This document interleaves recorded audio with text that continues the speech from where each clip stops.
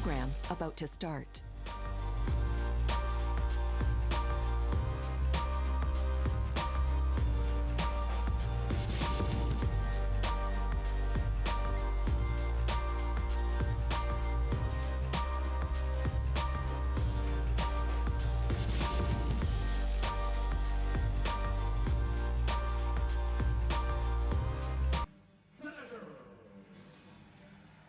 Well, welcome back everyone to Sun City here in South Africa for the inaugural IWBF 3x3 World Championships. The pool stages have now been completed. It is now knockout time here in the Southern Hemisphere, and this matchup pits Slovenia from Group B taking on Austria from Group C, both teams finishing in third in their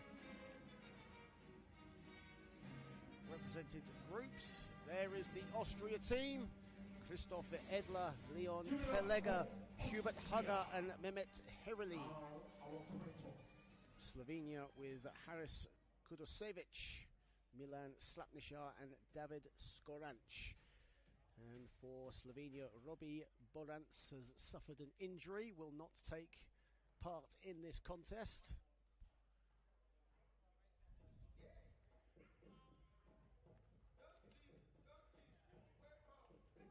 So Slovenia with 3 players in this game.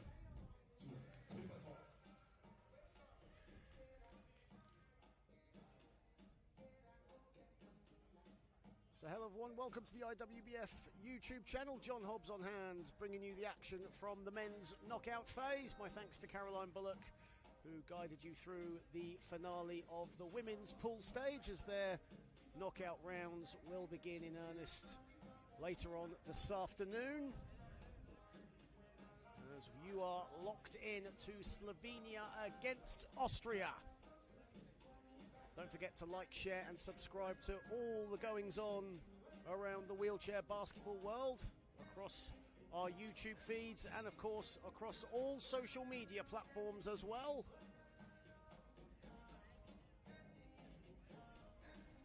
Slovenia without the services of Robbie Bojanac for this one.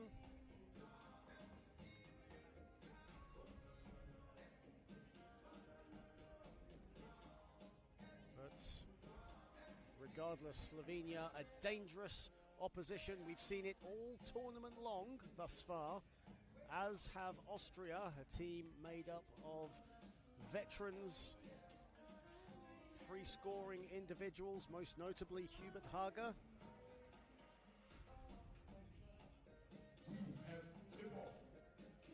Slovenia will get us underway here in this game. And a whistle has gone and a technical foul has been called against Slovenia, who are fielding, unfortunately, players over the classification points limit of 8.5, so they will now play with 2 players for the remainder of this game. So a technical foul called and free throws to start for Austria, and Haga misses the free throw.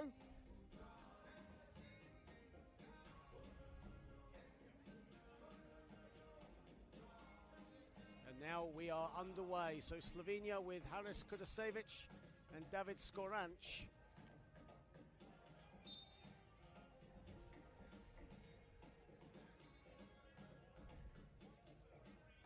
Kudosevic missing the 2-pointer there.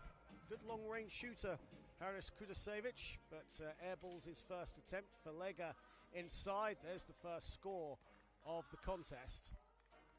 Kudosevic now. And Austria, you can automatically see playing double-team basketball, whoever has the ball. And Slovenia will almost be forced to play long-range basketball in this one. The shot clock violation goes against the Slovenians.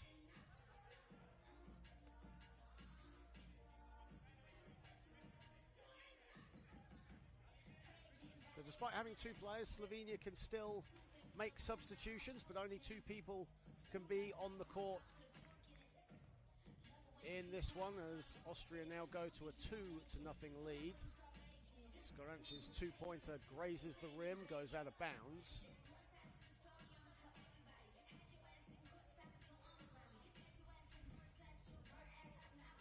Filega in all kinds of room off the glass, and Austria now racing out to a 3-0 lead. Skoranch. Skoranch with the mid-range, no good. And Filega will get the rebound. In fact, he went out of bounds as he collected that. He was kind of caught in two minds, you could see, whether to let the ball roll out of bounds or to take the ball. Kudasevic doesn't get the drop with the shot from around 7 feet. Ball is loose and it's kept in by Filega but retrieved by Skoranch. Lobs it wide, but it's collected by Christoph Edler. Here is Haga. Filega goes for the screen. Haga passes it along to Edler, who scores. 4-0 to Austria. Early doors here in this one.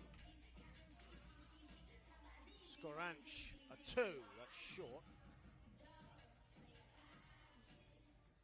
And Haga easily puts it in, and it's 5-0 in favour of Austria. First to 21, or whoever leads after 10 minutes of play. Kudasevic hits the back iron with his two-pointer, battling for the loose ball. Haga comes up with it. Great passing from Austria at the finish from Christoph Edler. As the ball is loose, that will go out of bounds.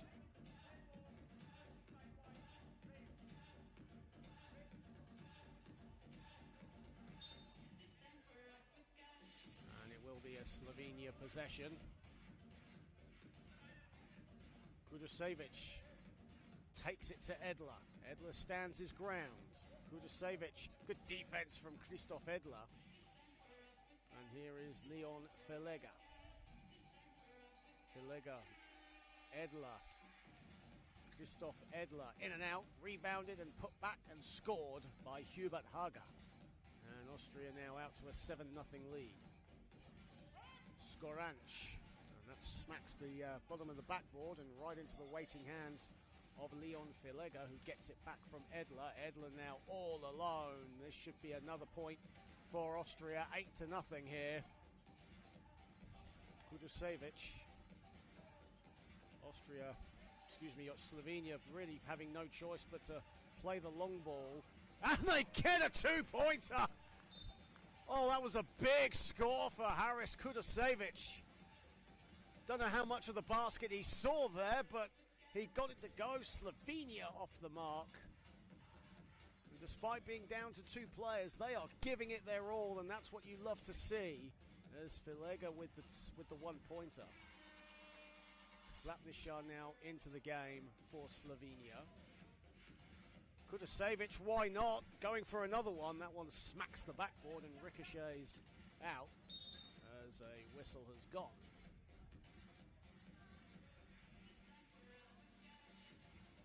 Reminder that Slovenia only playing with 3 players. Only 2 can be on the court due to the points classification numbers going over. There's an injury to Robbie Boyants, who is a classification 1 player. But Slovenia battling here. 6:37 left on the clock. Slovenia with 2 points to the name. Austria out in front, 9-2. We see some of the highlights of what has been transpiring so far, and there is the wonderful backdrop here at Sun City. Knockout round wheelchair basketball here at the 3x3 World Championships. Filega misses the handle. Haga comes to help. Edler sets himself, goes inside. Filega wasn't expecting it and still puts it in. 10-2 in this first to 21.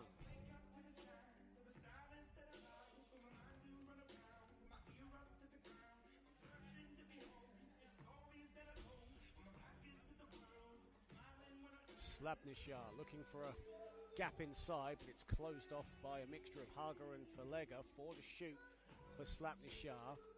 Again, whenever Slovenia get the ball, Austria double-team the ball handler. Wise defensive strategy from the Austrians. Christoph Edler. Hager. The runner is money.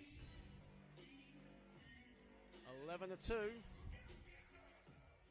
Kudusevic.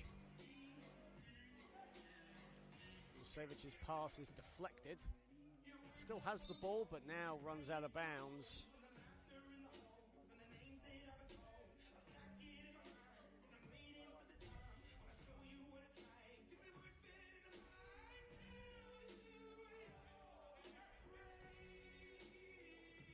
Austria with only one team foul so far. Slovenia with 2. Edler lets fly, and that's off the back iron with the 2. And that's a wild pass from Slapnishan. With only 2 players on the court, it's one of these things that you've got to make every bit of your offense count. Play as basic and as smart as you can. Edler puts it in. 12 points to Austria, closing in on the magic number of 21 as we near the halfway point of this one. Slapnishan drives along the baseline. A rare bit of daylight for Slovenia. And Slapnishan with the score. Christoph Edler. Edler glides his way to the cup and gets it to fall. 13-3. Got to give it to Slovenia. They are really giving it their all. Kudusevic misses from the elbow. Edler, lovely bounce pass. Filega too strong. Edler still has it. Edler under great pressure puts it in.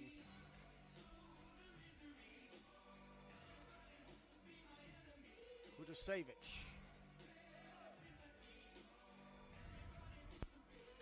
Kudusevic lobs one up, smacks the backboard and into the waiting hands of Edler. Edler gets it back from Hager. Hager and Edler combining perfectly there. Kudusevic has a bit of room and is short with the long mid-range. Christoph Edler. Edler looking. Now finds Filega, waited for the right moment. Filega's pass a little woeful. And a shot clock violation, a rare one for Austria. As Kudusevic comes out and Skoranc comes back in.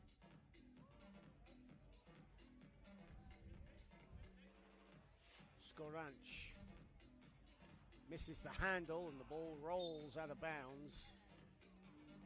And Austria will get the ball. 4:04 to play. Austria 6 points away from glory. And on the ball with Christoph Edler. Edler, the runner.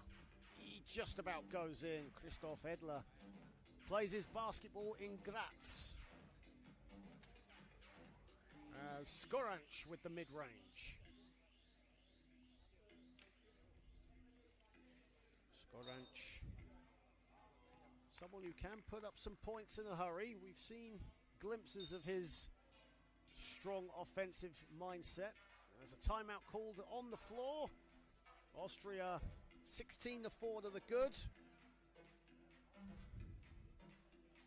Austria ahead in this knockout phase of the Men's World Championships. Let's look at some of the highlights. Slovenia with only 2 players in this game due to an injury to Robbie Bojanec. Of course, that takes them over the classification points number of 8.5.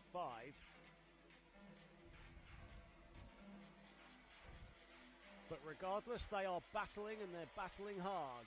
And they've certainly made a name for themselves here in the IWBF 3x3 World Championships.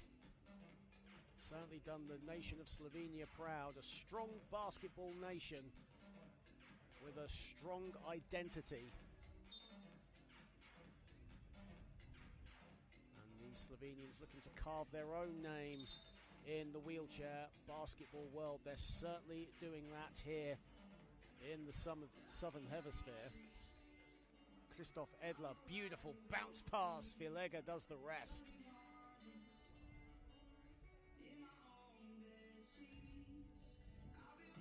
Skoranc. Kudusevic. Kudusevic, 1 to shoot, and that'll be a shot clock violation. And Austria will get the ball.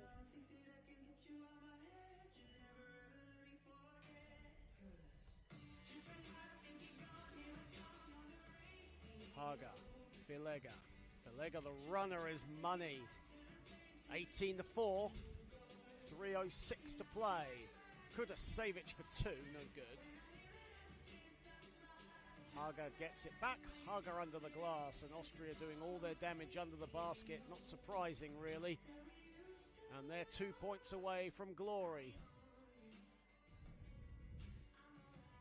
Edler, Haga. Haga is fouled. And an unsportsmanlike foul is called on David Skoranc. And Austria now with the chance to secure the win here in this one. Hubert Haga. Well, this is the free throw. So just going to have to wait a little bit longer. Austria to secure what looks to be a victory here against a stubborn Slovenian side. Kudusevic with a beautiful cut to the basket, and that deserved to finish. And Kudusevic nearly got the steal. Austria now 1 point away from the victory. Haga inside, and that'll do it. With 2:21 to spare, Austria with a 21-5 victory over Slovenia. But you've got to give it up for Slovenia. Only 3 players, only allowed 2 on the court. They battled hard, and you can't ask more than that. But in the end, Austria with the extra advantage, getting the job done in our first game here of the afternoon session. Up next, it's a battle for the ages. It's going to be Australia taking on Great Britain. We'll be back in just a bit.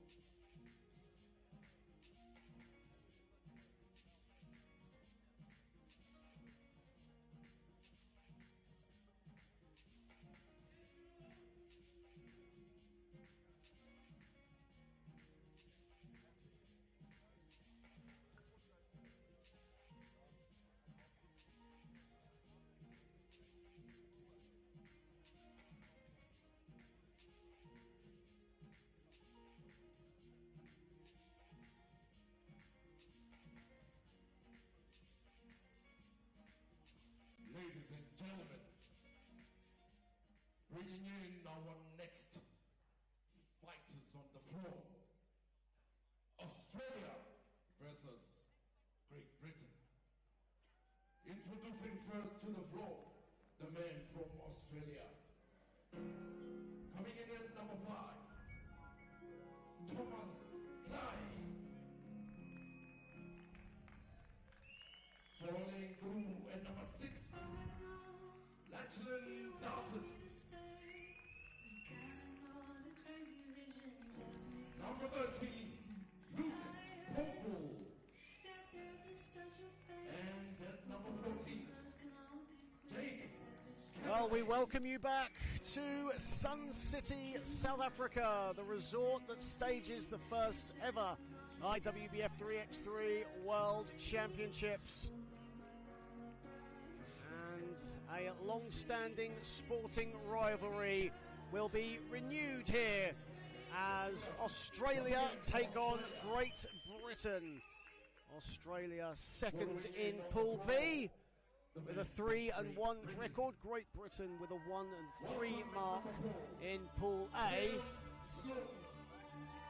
Great Britain with that sole win in Pool A coming earlier on this morning against Kenya. They had gone 0-3 on day one. And maybe that win will ignite this proud nation, a well-established wheelchair basketball nation, against the Aussies, who fared slightly better in their pool, 3-1. Their sole defeat coming to Poland. There is Great Britain with Finlay Erskine, Ben Leach, Callum Sloan and Finlay Tonner for Australia, Thomas Klein, Lachlan Dalton, Luke Popel and Jake Kavanagh. So as said, long-standing rivalries here to be renewed, very similar to that of South Africa and Australia as well.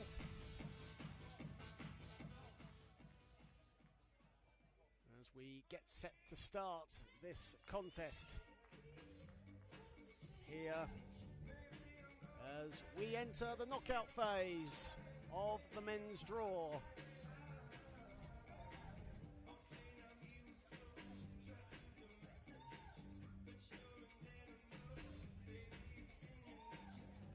Ten minutes of action-packed, physical basketball on tap here on the Southern Hemisphere, the inaugural IWBF 3x3 World Championships. Thank you so very, very much for joining us on the IWBF YouTube channel. John Hobbs keeping you company for the men's portion of these games. Caroline Bullock guiding you through the Women's World Championship. And we have tip-off.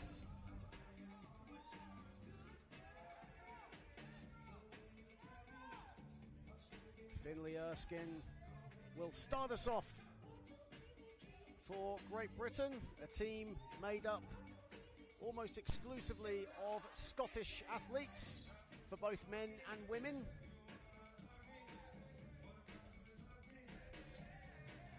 As we also have one eye on next year's Commonwealth Games. And of course, they will be taking place in Glasgow, Scotland. And we are underway here. And Finlay Erskine with the first possession for Great Britain. And Erskine puts up a mid-range, doesn't go. Klein rebounds. Dalton zips past Sloan. Popel wide open, money. And a turnover as the pass from Great Britain goes straight to an Australian player. Dalton in great position inside, and Australia racing out to a 2-0 advantage. Lachlan Dalton certainly showcasing his 3x3 exploits here in South Africa. One of the main stars as Finlay Tonner buries a baseline shot to the delight of the GB fans here at the Sun City Super Bowl. Popel is open again, and that rattles around and out. Klein to pick up the loose pieces. Here is Tonner, and the Pass intended for Erskine goes out of bounds. The Aussies will get it.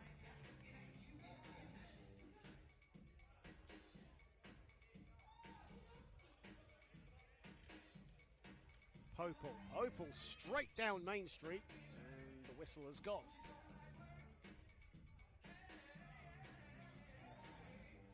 Of course, 10-minute games here at 3x3, 12-second shot clocks, first to 21. A new format of basketball welcomed now by the IWBF, the first global tournament. 3 to shoot for Finley Tonner. Lobs up a two-pointer, but it happened after the shot clock had expired. As Erskine checks out, Leach comes in. Popel, Jake Kavanagh waiting in the wings for the Aussies as Dalton having his way from the wing and going to the cup. And Popel with the steal, and Australia, who are out to a 5-1 lead, looking to extend their lead further. Beautiful basketball, and Klein the finish. And another turnover for Great Britain. The Aussies will get the ball back.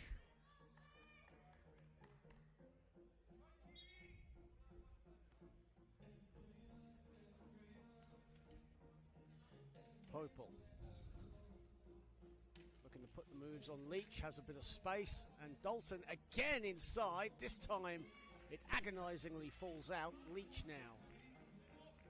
Great Britain, who secured their first win of these World Championships this morning, looking to capitalise on that, but right now Australia taking it to them. Popel misses inside. Finley Tonner in good position. 8 to shoot though for Great Britain. Callum Sloan can't get the ball. Lachlan Dalton has it. Dalton, the runner, off the window. Of course, after this game, we will have Canada and Kenya.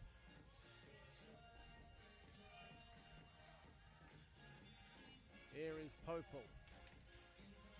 To Klein. And Klein, it rattles around and in. 8-1 now in favour of the Aussies. And another steal. Lachlan Dalton ran out of room, but he got the steal originally. In fact, a foul has been called. My apologies. So Australia will get the ball. Dalton whizzing his way to the hoop, but Popel wants to go it alone. Goes for the mid-range. And Klein's best efforts will not work, and Great Britain get the ball. 8-1, 3 minutes. Well, 2:59 has been played in this one. Now 3 minutes have been played. Here is Tonner. Tonner, good defense from Popel, getting his hands in the cookie jar. And a timeout called with 6:53 to play. And the Aussies certainly starting off the stronger of the two teams in the wheelchair basketball ashes. We'll call it that. Australia second in Pool B. Great Britain fourth in Pool A. As we have a look at some of the highlights, Lachlan Dalton has certainly pulled the strings for the Aussies here. And they enjoy a 7-point advantage going into the first time out. But Great Britain looking to respond. That was their only score through Finley Tonner along the baseline. Leach did very well to collect that. The ball is loose. Leach will go for it. He won't give it up, and he keeps it in. Great hustle from Ben Leach. But that pass wayward and goes right into a South Africa player's waiting hands.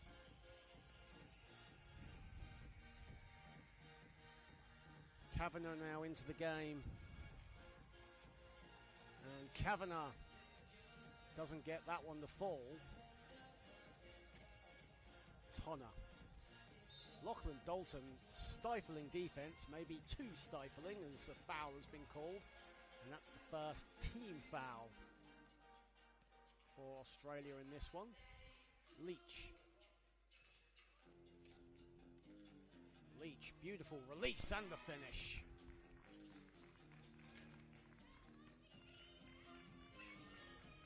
Dalton, he'll go for the runner. And Dalton responds immediately. Callum Sloan wide open, and the ball will just roll right out of bounds.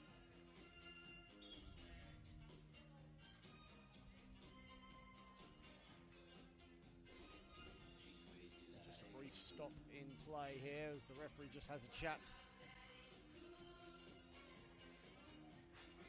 with both sets of players as Kavanagh will restart for Australia. Kavanagh, the Perth Wheelcats man, nails an elbow shot. Great Britain giving him too much respect. Leach now has a bit of room. Sloan was available as well, and a whistle has gone.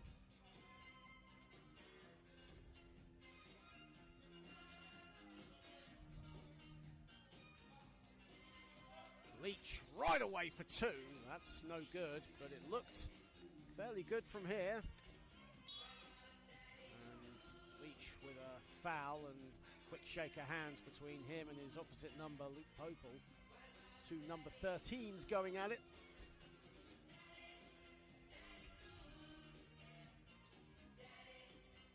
Popel.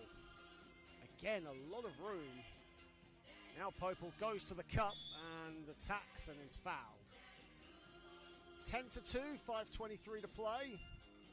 Fourth foul for Great Britain. Once you get over 6, it is free throws for the opposition. Some of the local volunteers enjoying the basketball. They're also having a bit of a dance as well. Music playing all across the Sun City Super Bowl here, adding to an incredible atmosphere. A good amount of fans as well here in attendance. As Leach from the foul line. Kavanagh lets fly. And Popel will do well to collect that. And he does. Beautiful from Popel. Kavanagh collects. Popel a two. Money! Brilliant possession from the Aussies.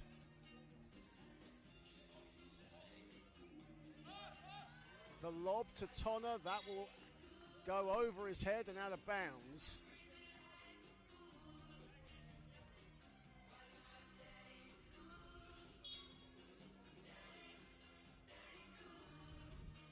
And we have a timeout here with 4:45 to play. Australia leading Great Britain 13-3.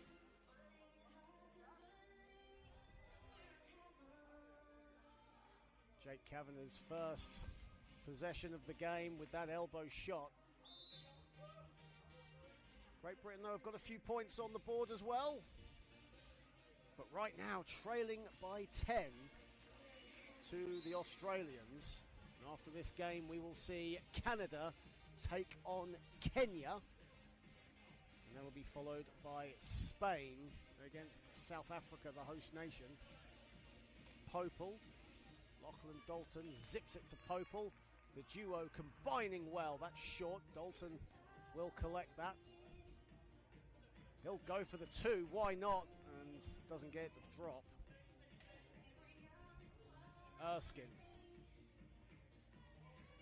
The Larne-Dill man who, of course, started his career with the Lothian Phoenix. He was around 10 years old when he started with the Scottish club and really has excelled over the course of his career. A deserved professional contract for that young man.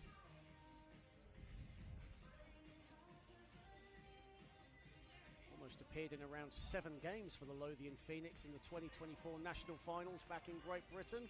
An Iron Man as the ball will go out of bounds and the Aussies will get it back. Also got to give a big shout out to the volunteers for these IWBF 3x3 World Championships. These volunteers have been incredibly hard working all throughout these championships as we wind it down here in Sun City. It's been a really phenomenal event in an incredible location outside of Rustenburg, just northwest of Johannesburg, on the Bakubang village. The ball is loose here and Popel will collect. Popel now going to the hoop over Leach, gets it. 14-3. Erskine. It's a risky pass to Leach, but he got him.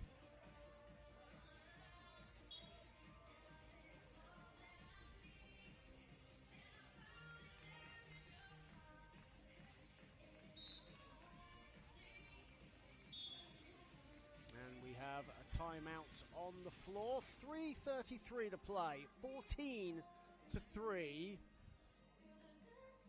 Great Britain momentarily playing with just two players, but that will be rectified in just a sec. Out of the timeout. 14-3 to Australia. Looking at some of the highlights as Australia on top and on their way to victory, first to 21. Great Britain, though, will not give up the fight. There's no doubt about that.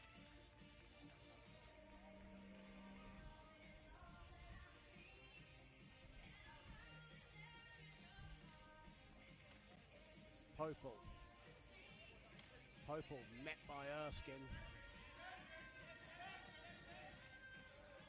Lachlan Dalton, a long one, buries it.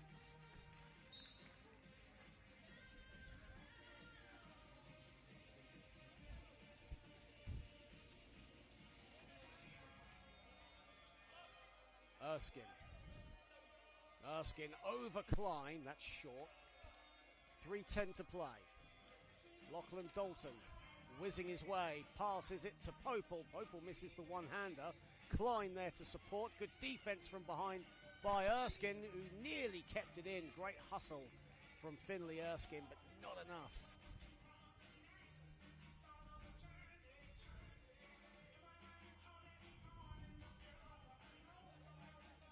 Here is Popel. Popel, the runner off the glass, agonisingly drops out. Erskine will get it out. 6 to shoot, though, for Great Britain. Tonner fading away. That was a tough shot from Finlay Tonner. Almost behind the basket. Popel to the elbow. Dalton uses the bank. The Sun City bank has been well used throughout these tournaments. Plenty of players have cashed out. And Lachlan Dalton cashing out here at the Sun City Resort. Here is Popel to the foul line. Goes closer to the hoop with one hand. And the long arms of Finlay Erskine collects the rebound. And Klein anticipating where that pass was going to go. Great Britain have got to get it out of the perimeter, though, and they failed to do so.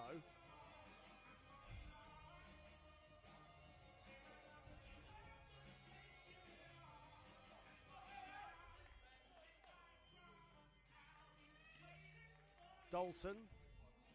Popel goes back. We're entering the final 2 minutes.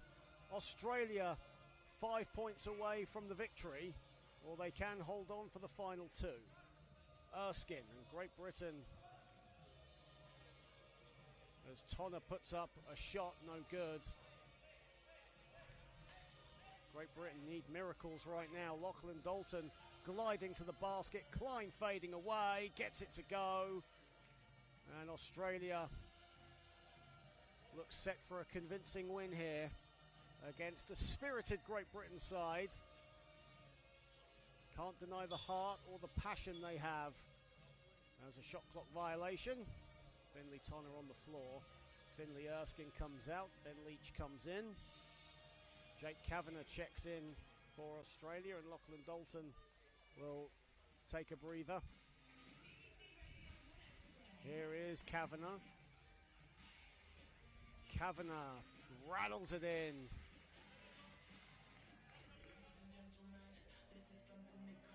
Leach, double teamed, puts it up anyway. And a whistle has gone.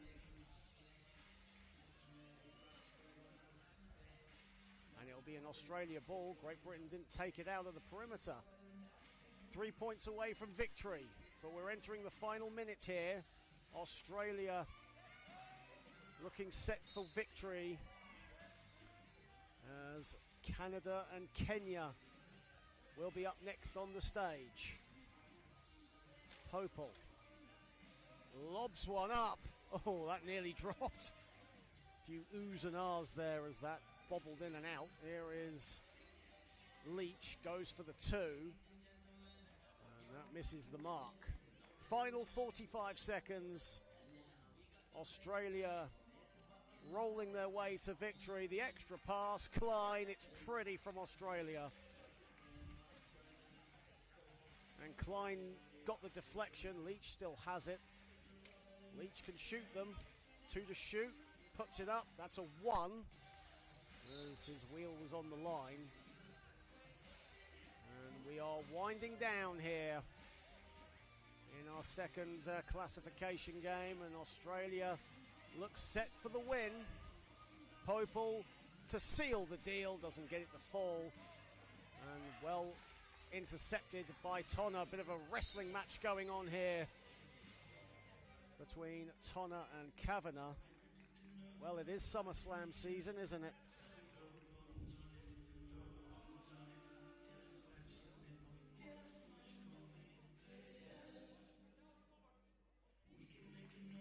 Popel, Kavanagh, we're winding it down. Kavanagh misses the one from the free throw line. Ball won't stay in. 3.1 to play. And Australia will collect the win here. Great Britain know their fate. They'll go for a shot anyway. And that will drop, will it? Yes, it will. That'll be a 2-pointer for Ben Leach. But Australia come out with a 19-5 victory over Great Britain. Up next, it is Canada taking on Kenya.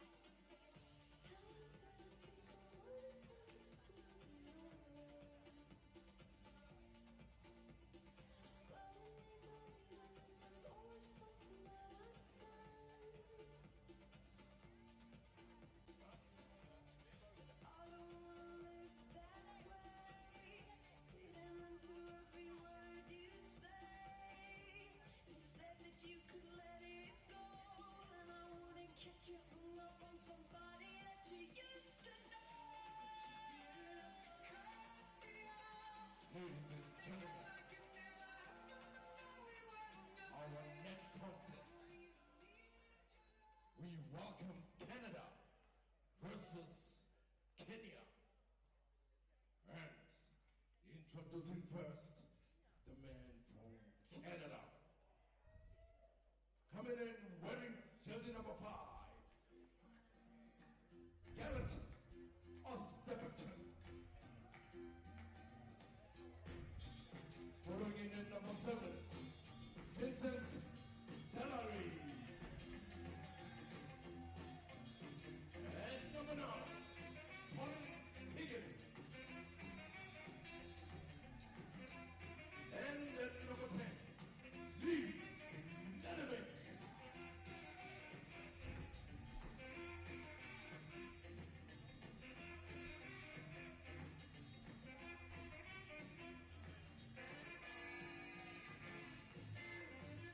Give it up for Canada. Coming in from Nairobi, we welcome the man from Kenya. Coming in wearing number 4, Caleb O'Deal. Well, we welcome you back to Sun City, South Africa. Day 2 of the IWBF 3x3 World Championships. And it is time for the knockout games. We've had 2 already, as Austria and Australia got their wins. Now it's the turn of Canada and Kenya. Canada second in Pool C with a 2-1 record against Kenya, who finished 0-4 in Pool A. Of course, Kenya with Caleb Odio, Itaken, Tamoy, Milton, Ilachoya and Robert Kimathu. And for Canada, Garrett Ostepchuk, Vincent Delaire, Colin Higgins and Lee Melimick. We welcome you back to Sun City, everyone. John Hobbs guiding you through the men's portion of the World Championships with Caroline Bullock on hand for the women. Don't forget to like, share and subscribe to the IWBF YouTube channel. Follow us on all social media platforms. Lots of incredible content, behind the scenes fun, and getting to know the players, the officials, and everyone taking part here in Sun City on this lovely resort on Bakubong Village on the northwest province of South Africa. And we are underway, Canada and Kenya. And here is Ilachoya for the shoot. For Ilachoya, Ilachoya throws one up, and that's off the back, and that will go out of bounds.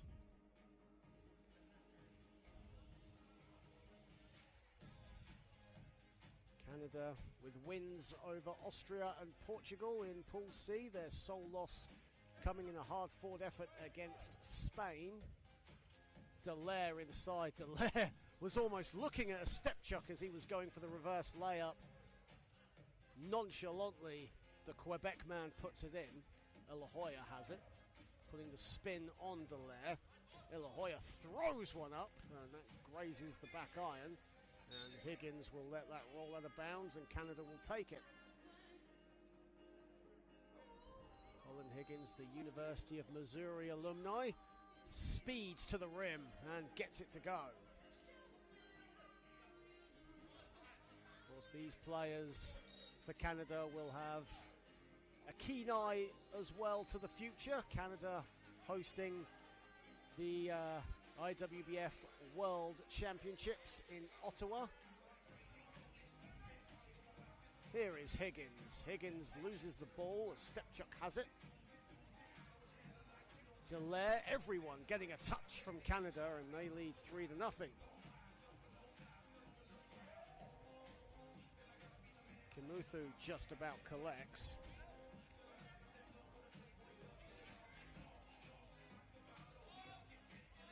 Ilahoya, good defense from Dallaire. That'll be a shot clock violation, but Canada get the ball anyway. Higgins, open season, and the self-service checkout for Mr. Higgins. Ilahoya. Kenya yet to trouble the scorers. Ilahoya looks to change that in and out with the midi. Here is Higgins. He'll let fly. That's short off to the right, and that'll whiz out of bounds and right into the Egypt's team managers. Just getting started here between these two teams as Ilahoya misses the two, a step chuck. And Higgins with the easy finish. 5-0 to Canada, who right now mean business. First to 21. And Kenya seem almost fixated on the long range shot right now. And Higgins going inside, misses the first and easily makes the second. And a step chuck with the steal. As Tamoy almost nonchalantly just passed it to him, and Canada having fun right now.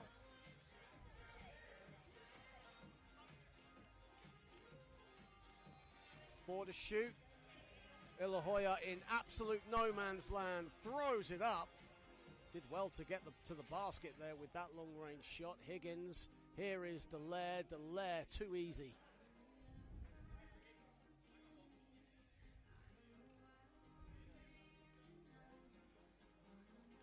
Ilahoya. This is the long two. Dallaire almost looking down Milton Ilahoya's soul there as he goes for the easy score. Higgins, a step chuck, and now Canada racing away with this. They're up 10-0.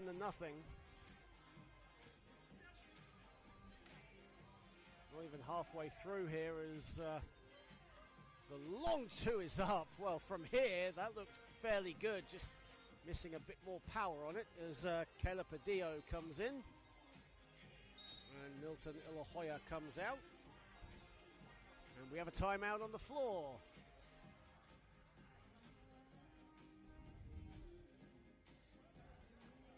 Well, we welcome you everyone to Sun City, South Africa. A big thank you to our organisers for these IWBF 3x3 World Championships as we look at the replays and some of the highlights of what's been going on in this contest. And really, it's all gone Canada's way. The big thank you to our event organisers, Wheelchair Basketball South Africa, for organising this incredible event.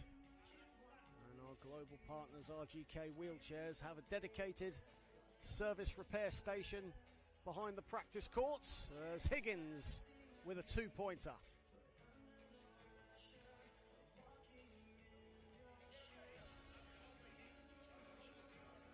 Higgins, who plays his basketball in France, as Caleb Adiu misses his two-pointer. Higgins, Lee Melamick into the game and on the score sheet. And right now, Canada, with 4 minutes played, have 13 on the board and are 8 away from victory. First to 21, or whoever leads after 10 minutes, and Canada, they mean business. They're not playing games here. And Caleb Adiu with a two-pointer. And Kenya finally off the mark. They've deserved it. They've certainly had some good looks. Just haven't dropped so far. Here is Adiu. Shot clock at 2. Adiu again. And can't get that to fall. And Dallaire, well, he had to really reach to get that. Higgins, Dallaire in space. 3 to shoot now for Canada. Here is Higgins. Got to put something up. That'll be a shot clock violation. And Kenya get the ball. And the shot agonizingly falls out from Robert Kimothu. Higgins weaving his way to the hut.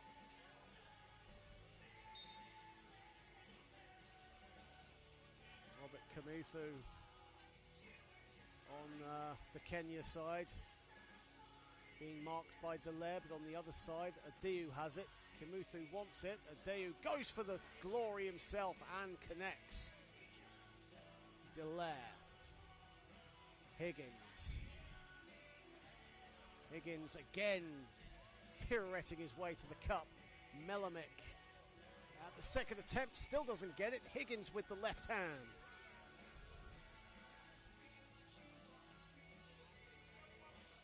Adiu. Adiu was thinking about it again. Kimuthu was met by Higgins. Higgins with the steal. Lobbed pass by Dallaire, and Higgins can't hang on. Caleb Adiu with the ball. When the ball is loose, Higgins is racing at full pelt. Keeps it in. Who has it? Kenya have it. The ball is still loose. That should go to Canada as Garrett Stepchuk calls for the subs. Higgins comes out. And Garrett Stepchuk, the Regina, Saskatchewan native, now residing in Toronto, comes in and he's on the ball. Stepchuk with 4 to shoot. Doesn't get it. Kimuthu, Kenya's resident DJ, puts up the long shot. Doesn't fall. Ball is still loose. Stepchuk and Adiu fighting for it, and ball will go out of bounds.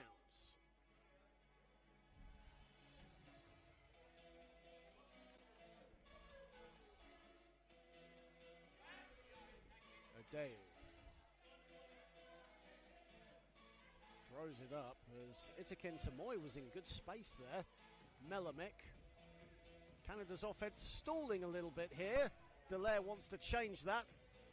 And Dallaire puts it in. Easy as you like. Almost methodical in how he approaches the basket.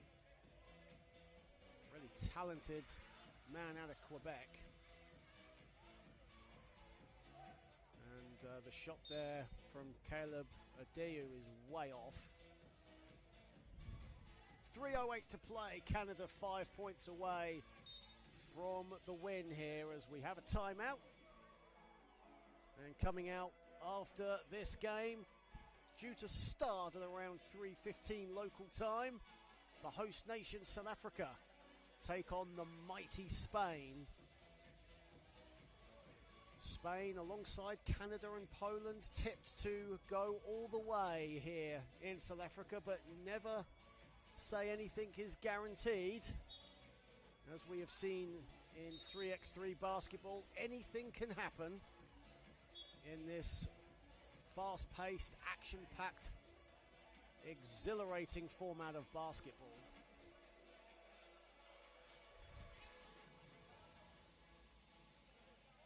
Melamick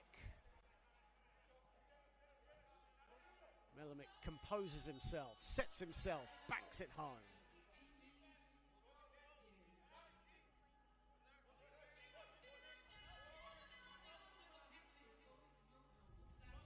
Kenya still have the ball.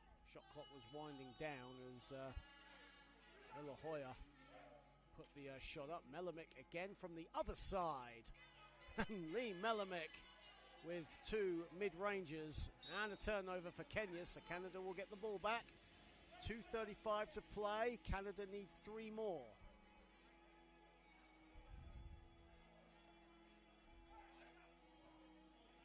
Canada certainly have the tools for the 2-pointer, but a Stepchuk goes inside. Dallaire cleans the mess up. 2 away from victory. Kenya still fighting on as a 2-pointer is off from Ilahoya. A Stepchuk, Melamick, beautiful passing from Canada, and Melamick the finish inside. 20-3 as we enter the final 2 minutes. 1 more point needed for Canada. Kimuthu banks it home. Dallaire finds a gap. Melamick can't hang on. Let's see if Kenya can at least put a bit of pride in as they get another score. Back-to-back scores for Kenya. Melamick. A Stepchuk drives to the basket. Dallaire is open. That's a big foul. see what the decision is here. I think the referees will just go for the regular foul and a chance for Canada to take the win. And they'll do it with some freebies at the line with Garrett Stepchuk, a two-time Paralympian, made his debut in Tokyo. He was actually introduced to the sport when he was a student in an elementary school back home by a gentleman called Mike Brady, who I'm sure is very proud of Garrett's progress. Garrett Stepchuk now with a chance to win it for Canada. 1:29 to spare. If not, the game continues. And Stepchuk misses, but gets his own rebound, has another chance, and puts it in at the second attempt. And that is game. Canada coming away with a 21-5 win over a very spirited Kenya side who can hold their heads high. They have done their nation proud and the IWBF Africa zone proud. Really positive vibe with those characters from the Kenya team. They're a great bunch, but they fall short to Canada. Canada win 21-5. Up next, it is Spain against South Africa.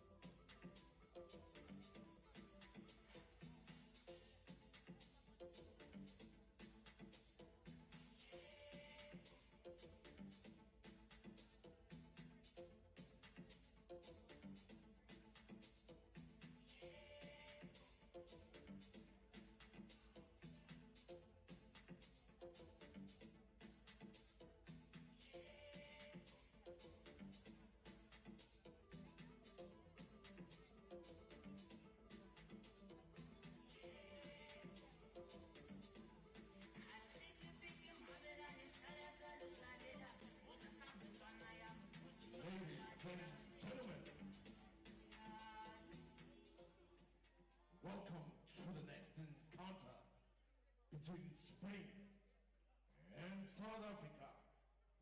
Introducing first, the man from Spain. Coming in at number 21, Pablo Lavandega. And number 22, Manuel Enrique Lorenzo. Welcome at number 24, Ignacio Ortega.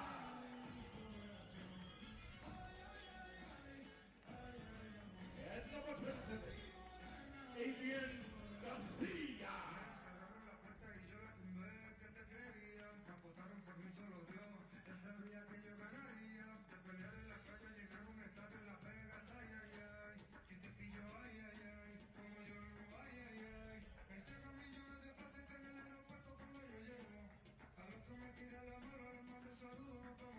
Give it up for Spain.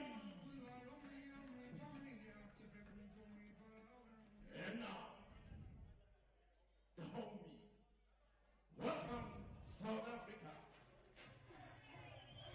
At number 8, Zakele Silembe.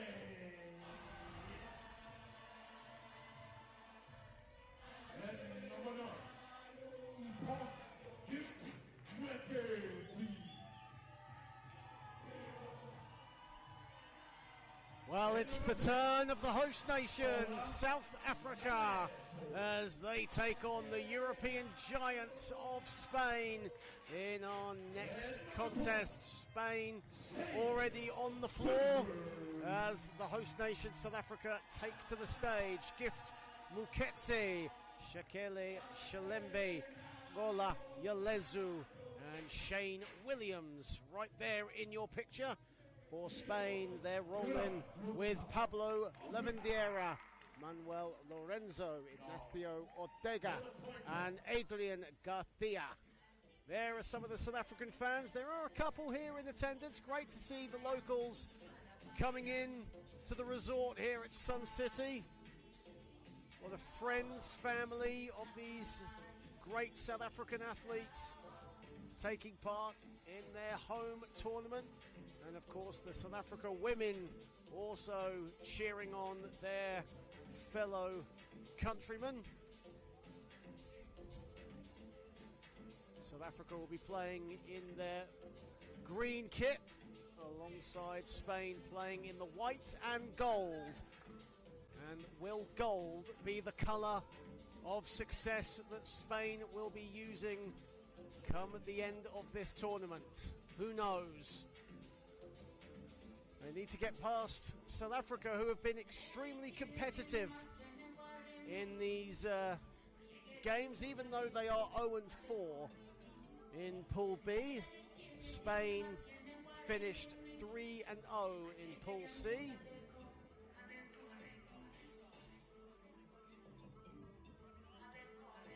As we get ready to start this game, South Africa will have the first possession. Zakele Shalembe will start us off.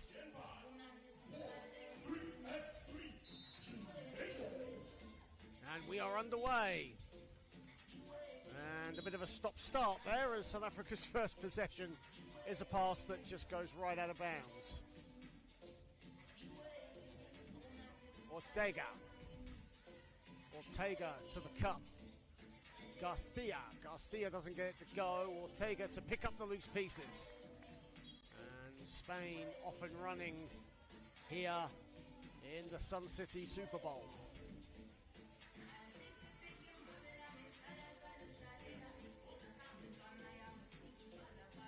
Shalembe just adjusting the chair. We're back underway. Here is Shalembe. And the steal. And Garcia with the finish. 2-0 to Spain. Yalezu, the king of the circus shot.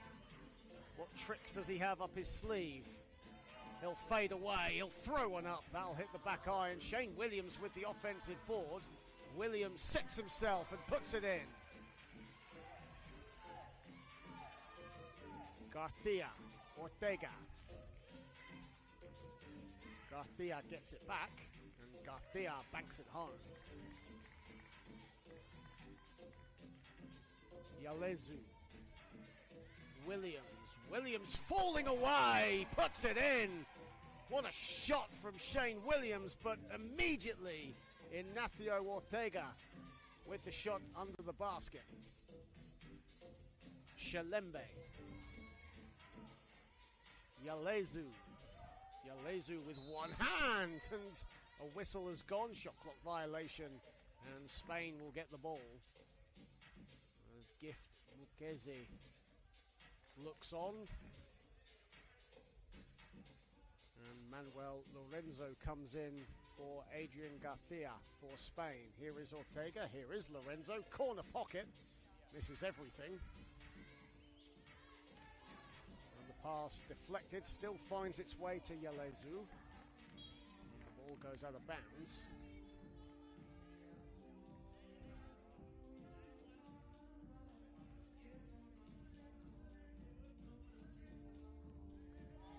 Yalezu.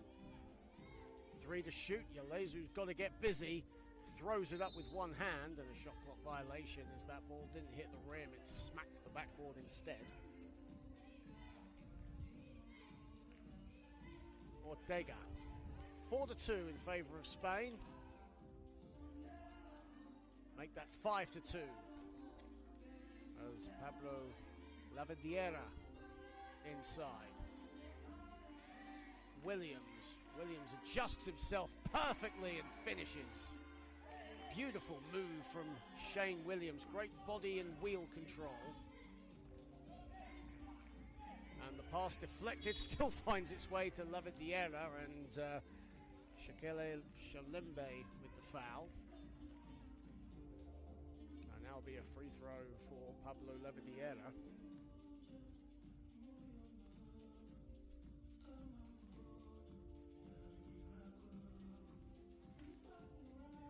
Thought about it, dusted its feet, but didn't want to go down.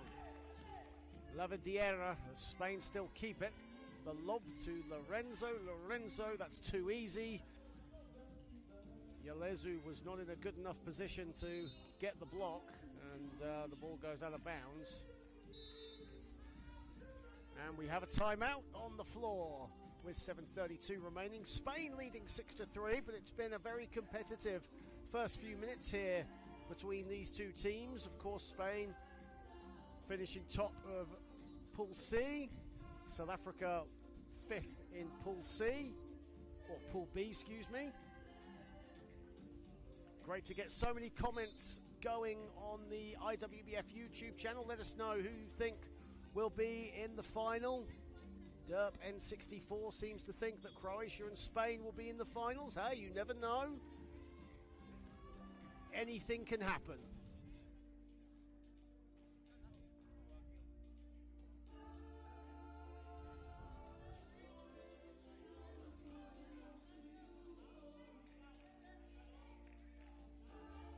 As we get set to restart.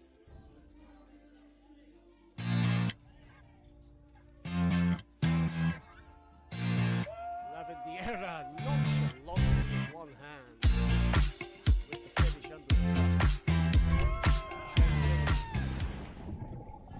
Veteran of this South Africa team lobs one up, and the hard-working volunteers behind the basket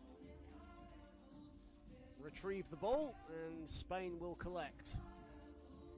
Got to give a shout out to those hard-working volunteers, locals here in South Africa, doing an incredible job in making sure this tournament runs as smoothly as possible. Muketse into the game, 1 to shoot. Muketse, he can hit them from there. We saw it yesterday against Australia. And a timeout called, 6:50 to play. And just the one team foul at the moment. That's gone the way of South Africa. Otherwise, Spain 7 to 3 to the good.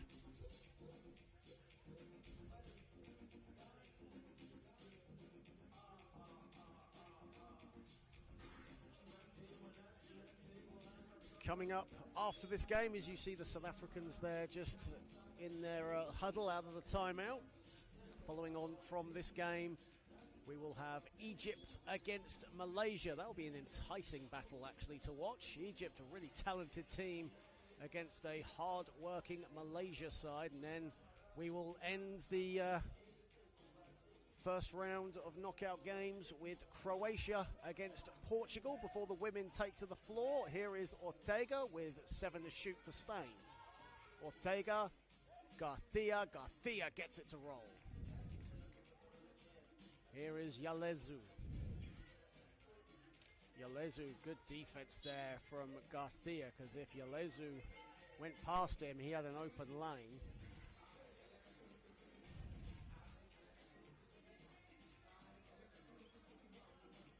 Here is Yalezu with Ortega for company. The spin and the score. Don't know how much of the basket he saw there, but he got it to fall. Ortega glides his way to the basket. He's fouled by Williams. That's 2 team fouls now for South Africa. Remember, if you go over 6, it'll be free throws to the opposition.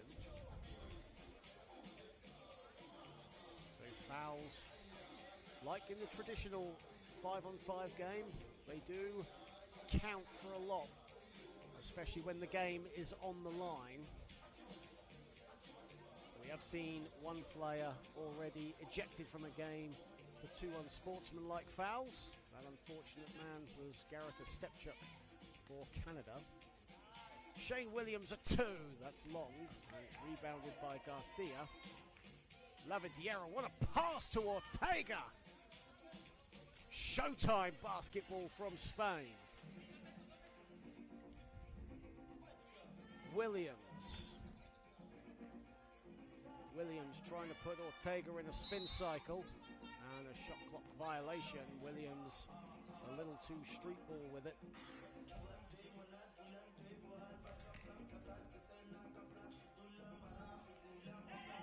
Lavandiera, Garcia, it's simple basketball, but it's effective. It doesn't fall though. Ortega can't keep it in play.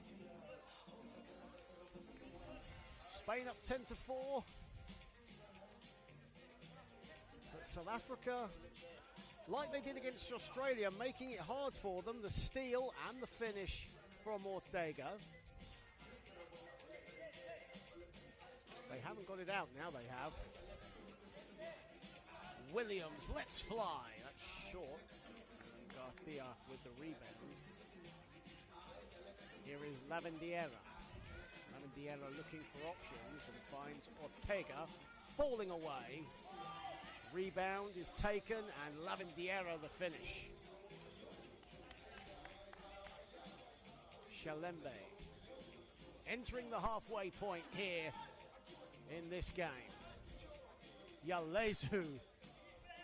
Well, we've seen him hit from there on day 1. Ball deflected. And here is Yalezu. Yalezu with 5 to shoot for South Africa. And now they've got to get busy here, and that'll be a shot clock violation. Yalezu, he had a bit of space to take that shot, but instead decided to dribble again, and shot clock violation as Gift Muketse comes in. And Manuel Lorenzo checks in for Spain. Lavandiera, Ortega, short, whistle is gone. Ignacio Ortega, the man from the University of Alabama, will go to the stripe.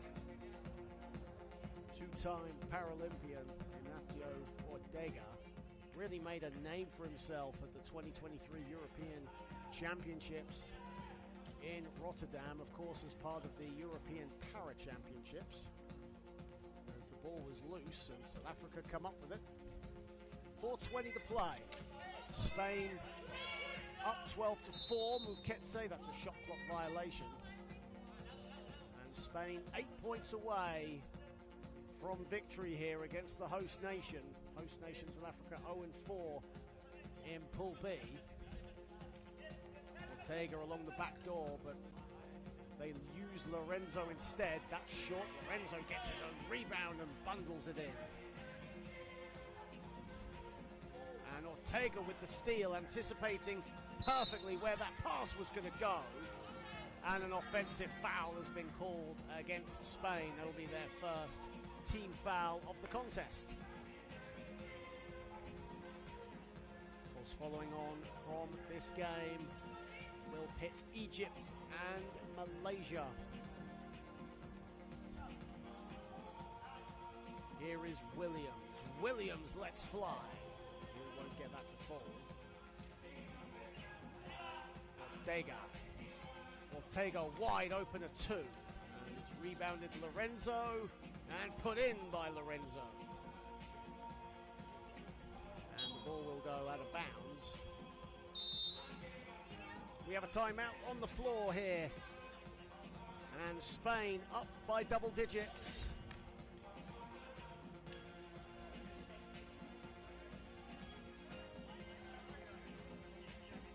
Welcome you all to the IWBF YouTube channel. John Hobbs on hand for the men's section of these World Championships. I'm joined by Caroline Bullock for the women's portion.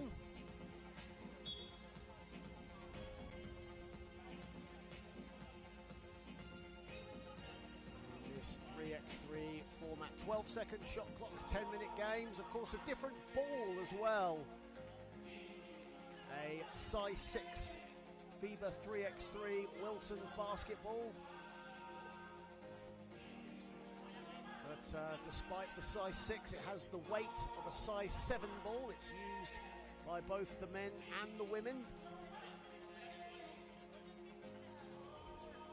Different paneling as well, and also a different color as well, yellow and blue, as opposed to the traditional molten brown and white ball that you are accustomed to seeing in international competition.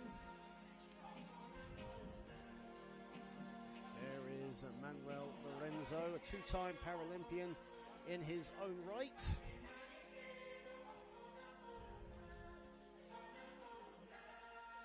.336 to play in Game 5 of our second round of contests here. Knockout basketball now in the IWBF 3x3 World Championships. Members of the Spanish women's team watching on. Of course, the South Africa women's team almost been the men's team's biggest supporters. There are South African fans in attendance.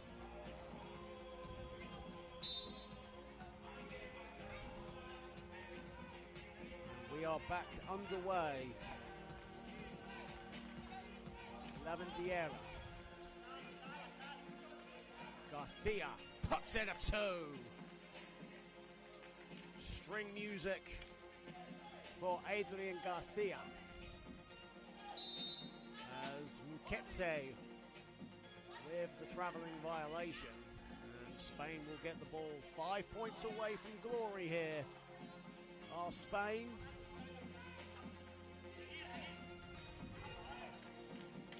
.313 to play, and they want long bombs here, and that's a two-pointer no good from Garcia, a man who plays his basketball in Bilbao.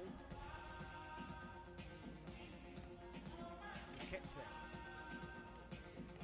Williams. Shane Williams finds Muketse. A mid-range shooter is Muketse, but doesn't get that one to go.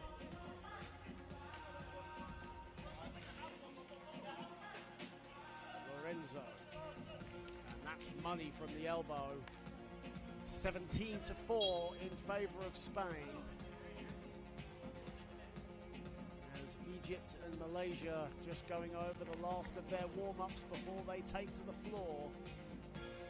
Scheduled to begin at 3:40, and then we'll conclude with Croatia and Portugal. A lot of Croatia fans in the group chat, which is great to see. On the IWBF YouTube channel, Yalizu gets it to go. 17-5. And a unsportsmanlike foul has been called.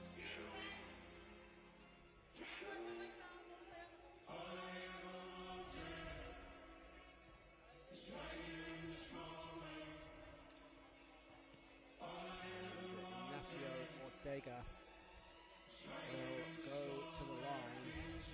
Certainly one of the biggest stars of the Spanish national team. For Spain, a rich history and a basketball tradition almost unlike any other. Alongside the wheelchair basketball stars, of course, basketball in Spain, most notably associated with such stars as the Gasol brothers, Mark and Pau, Juan Carlos Navarro, Rudy Fernandez, and many others.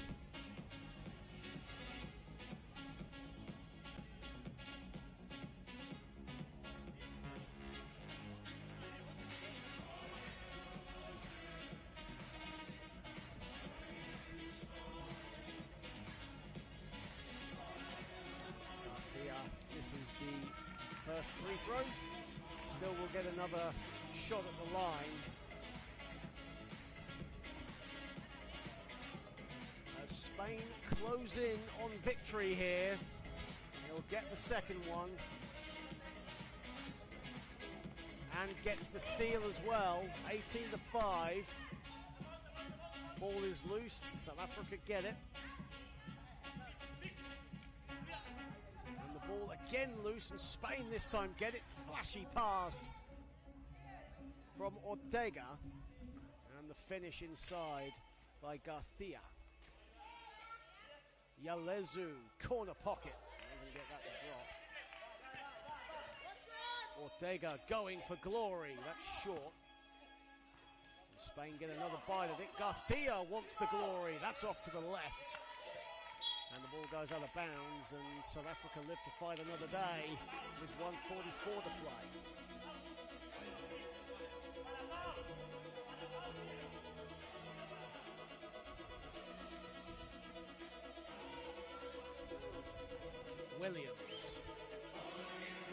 Williams inside, Yalezu gets it to go.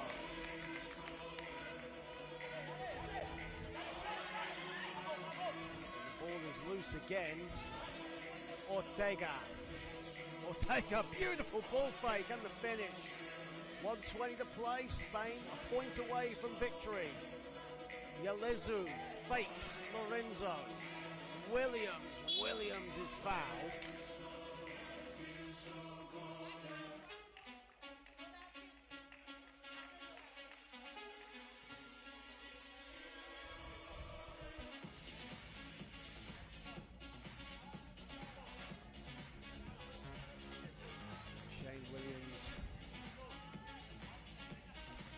Strike off the back iron with the free throw.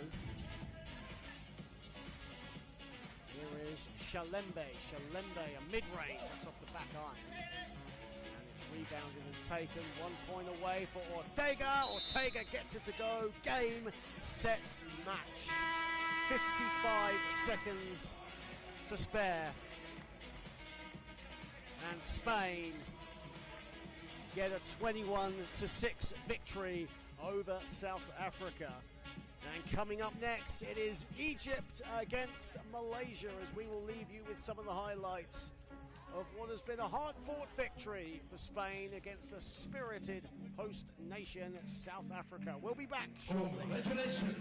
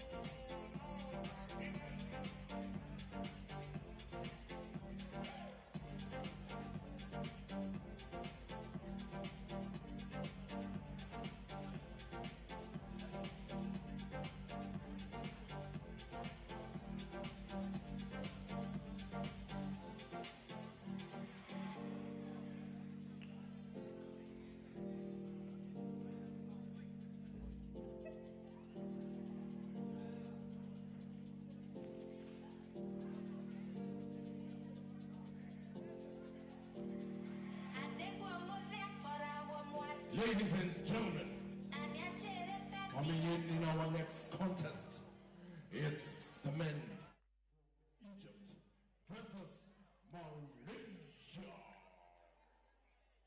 And first to take the floor, Egypt, introducing at number 4, Doba Nahdi. Coming in at 5, Mahdi Abbas. Welcome at number 6, Muhammad Abdelaziz. And at number 9, Ashraf Ammar.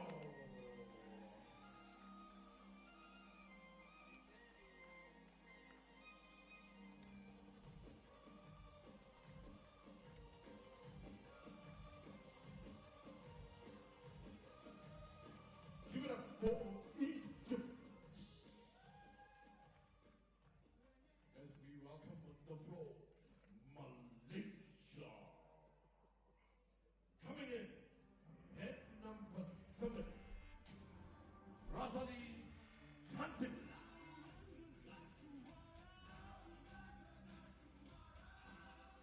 Following at number 8, Frida Yei Tan.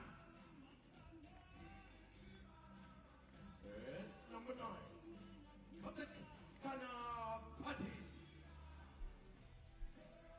At number 11, Muhammad Atik Zakaria.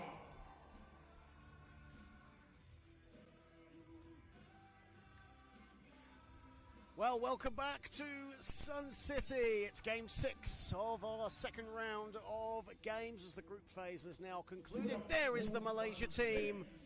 Razi, Kantik, Karthik, Pathi and Ye Bing Tan comprise the Malaysia team who finished Group B or Pool B 1 and 3 with their sole victory coming against South Africa. They'll be taking on an Egypt team who finished 3 and 1 in Pool A. Ashraf Anmar there, the number 9, with the coin toss as Tuba Nagdi, Mohamed Abdelaziz and Magdi Abbas make up the rest of the Egyptian side. As you see our 2 officials there taking charge of this contest. Croatia, Portugal is up next after this. But this should be an enticing battle, no doubt about it. Egypt.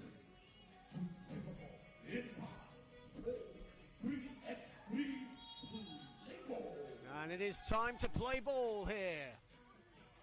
And straight away, Anmar wasting little time going straight to the basket.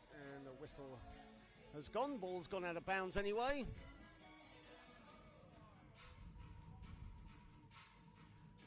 Egypt second in Pool A against Malaysia 4th in Pool B. Bing Tan on the ball. 3 to shoot. Bing Tan off the glass. And Ashraf Anmar with the rebound. Here is Magdi Abbas. Abbas, a good long-range shooter. Has a really low release on his shot as well. Here he is trying to get the rebound, but the ball goes out of bounds.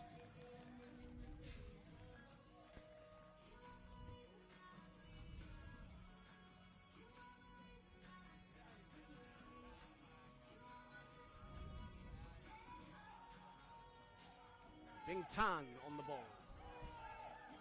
Bing Tan inside, 3 second. In fact, shot clock violation has been called on Zakaria, Mohamed Atib Zakaria, the number 11 for Malaysia. Here is Anmar. Anmar from the 3-throw line doesn't get that to go. We're still awaiting our first points. Just around a minute played now. Bing Tan. He'll go for 2. Banks it home. I know it's a boring old saying, but the bank has been open quite a lot here in Sun City.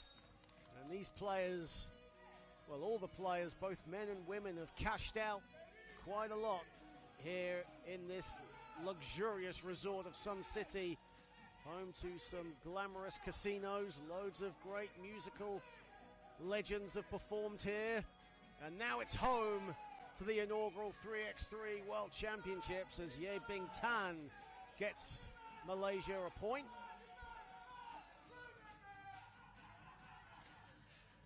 Anmar can't get that to fall. Abdulaziz has it. Anmar under the cup.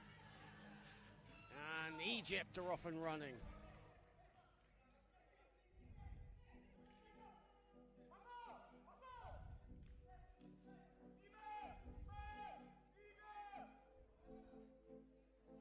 Shot is no good there from Mohamed Zakraya, and that will go out of bounds.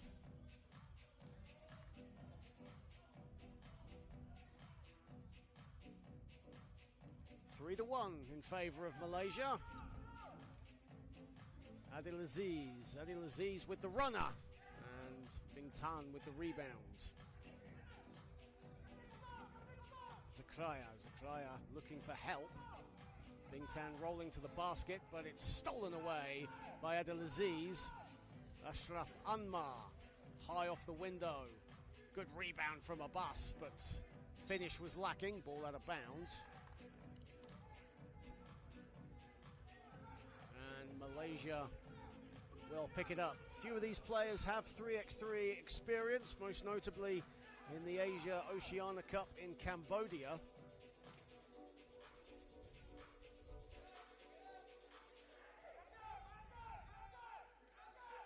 As Abdulaziz just uninterrupted with the self-service checkout. Bintan and Zakraya failed to get the ball but was fouled in the process of trying.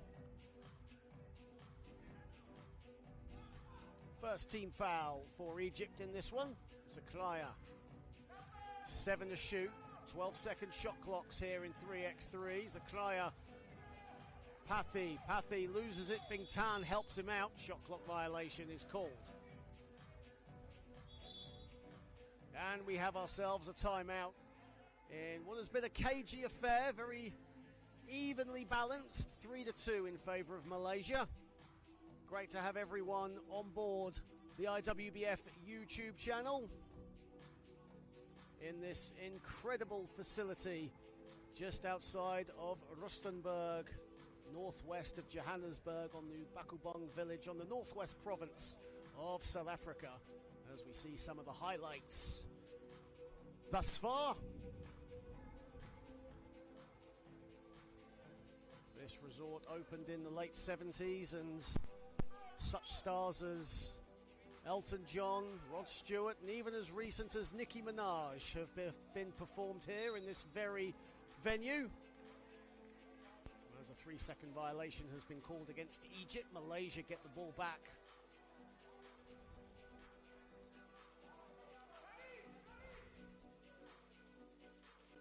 Here is Kancic. Kancic's pass loose, but it finds Zakraya. 1 to shoot. Zakraya gets it off in time. Good rebound from Kancic. And the putback is no good by Mohamed Atib Zakraya. Magdi Abbas pirouetting his way to the basket, and he'll get a free throw for his troubles.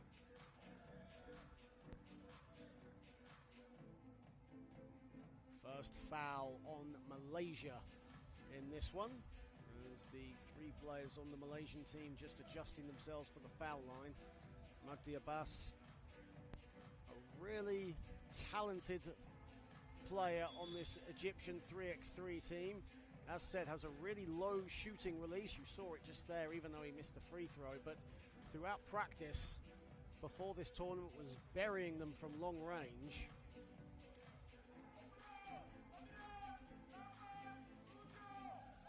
Kancic to Zakraya, who banks it in off the feed by the number 7 Razali Kancic. Abbas attacking, and that pass wayward. It goes right into the hands of Ye Bing Tan, who is on the subs bench for Malaysia.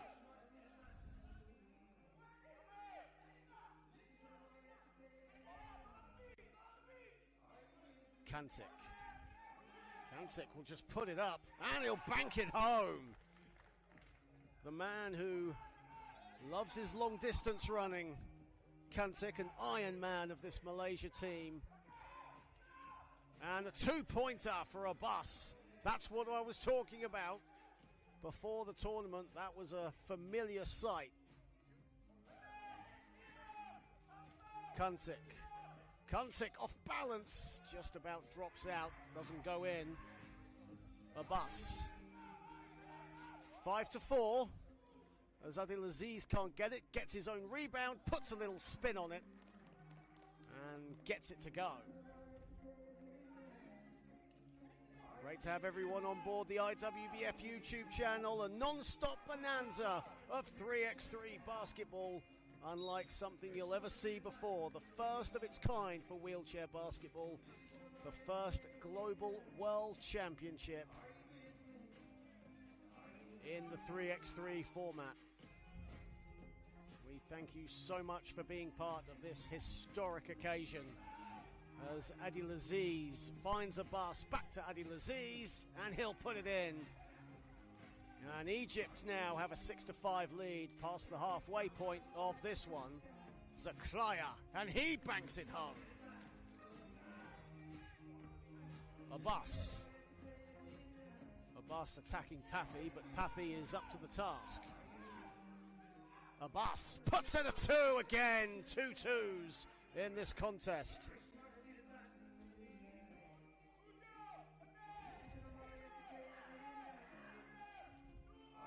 Zaklaya, and Bingtan couldn't hang on to that. The ball goes out of bounds anyway.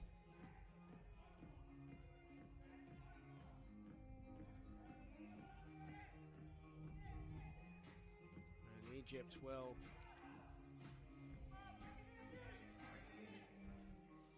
here is Abdelaziz. Abbas is feeling it, but this time he feels the cold, just like the South African night sky. Bingtan is in a straitjacket here, just about gets out of it. Pathy is in space and in rhythm. This game really could go either way. I said to you before that this was going to be an intriguing game. It's proving to be that, as Abdelaziz misses inside. Zaklaya. Pathy again. Why not? But he misses that one. Abdelaziz. Abdelaziz now still has the ball. 3 to shoot. He's got to put something up. Abbas, they've got to throw it up. And Abbas off to the right with the 2. Just feel the intensity building up between these two teams as a foul is called and the basket from Zaklaya. 3:05 to play. We have a timeout on the floor. What a contest this has been thus far.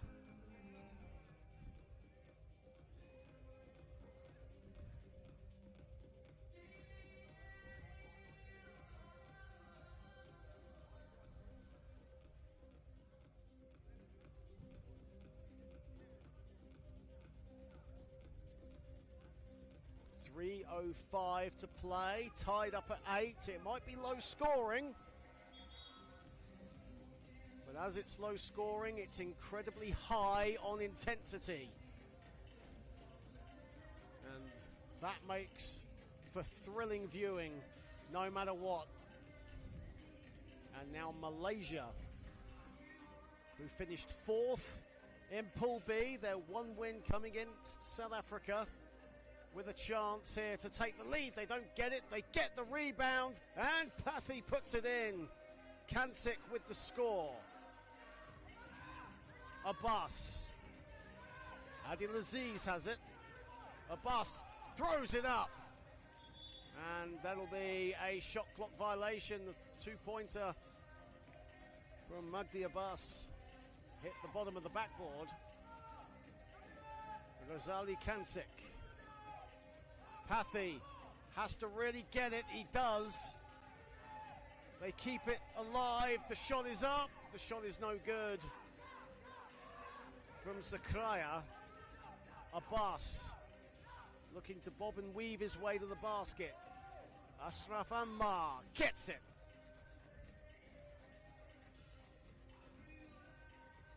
We're tied at 9. Both teams leaving it all out on the floor.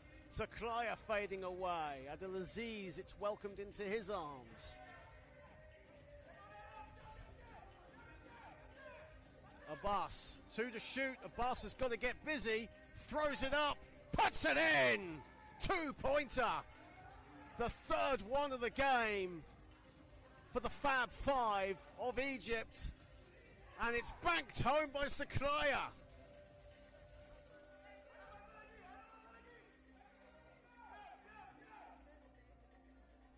What a game this has been. This is what 3x3 basketball is all about. This is what the IWBF is bringing you right now. This is what Egypt and Malaysia are giving you. Kancic, he'll go for 2. Abdelaziz with the rebound. Kancic gets it. Behind the basket is Zakraya, who banks it home. We're tied at 11, 1:15 to play. Offensive foul against Egypt.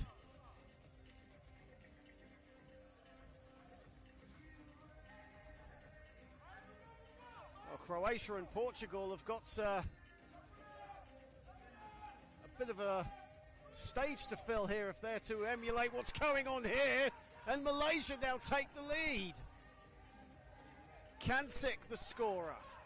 Abbas. Foul on the floor. 57.5 to play. Malaysia, 4th place in Pool B, leading Egypt 2nd in Pool A. The unpredictable nature of 3x3 shining right now. The reverse layup is no good. Second bite of the cherry for Ashraf Ammar. We're tied at 12. Who can come through in the clutch? Who is colder than a grandmother's kiss? Because right now, these two teams need a big-time player for the big-time occasion. Abbas. Abbas, a 2. That's short, and he'll get his own rebound. Abdelaziz, Ammar. Ammar close to the hoop, no good. Rebounded Zakraya. Kancic. Final 10 seconds. We're tied at 12. Zakraya. No. Ball is loose. It's out of bounds. 3.1 to play. We have a timeout. And without question, one of the most thrilling games thus far in these IWBF 3x3 World Championships. We thank you so very, very much for joining us in this historic tournament in Sun City, South Africa. And Magdi Abbas has been making it rain in the sunshine in Sun City.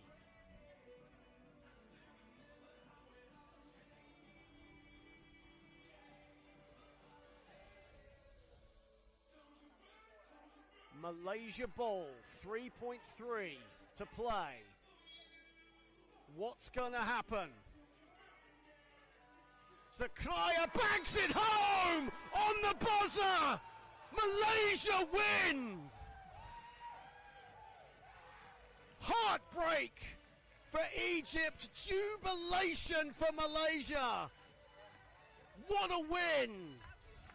What a game. Congratulations, Malaysia.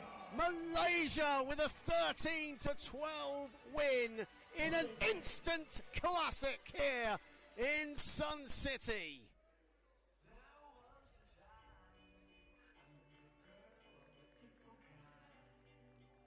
Well, Portugal, Croatia, top that. You're up next. Stick around, we'll be back in just a moment.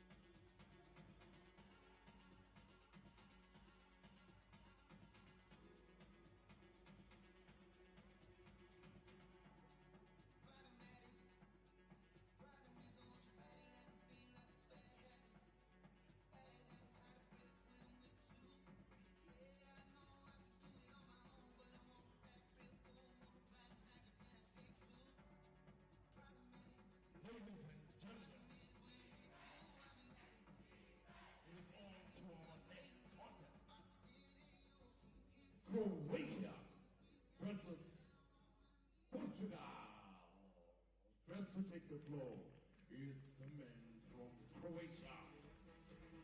Please welcome, wearing number 7, Stepan Pešić.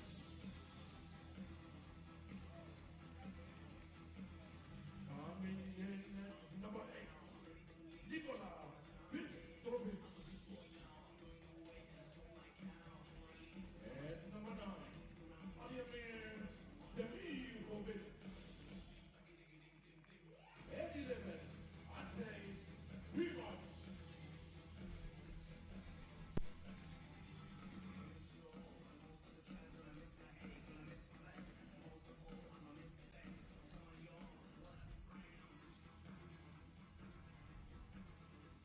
Give it up for Croatia.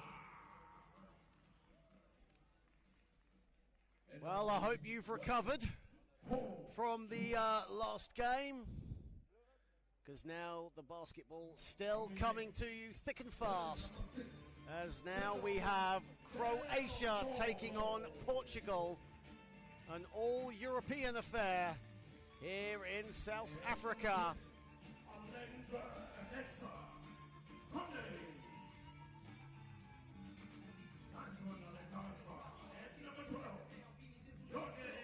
Croatia, who finished third in Pool A with a 3-1 record, taking on Portugal, who finished 0-3 in Pool C in a very tough group that had Spain, Canada and the experienced Austria side in it. There are the Portuguese team: Pedro Bartolo, Jorge Carneiro, Alexandre Conde and Joel His. And for Croatia, it is Stepan Pešić, Nikola Bistrovic, Ademir Demirovic and Ante Stimac. Well, we welcome you all to the IWBF YouTube channel. John Hobbs on hand for the final game in the men's portion before we hand over to my colleague Caroline Bullock, who will guide you through the Women's World Championships.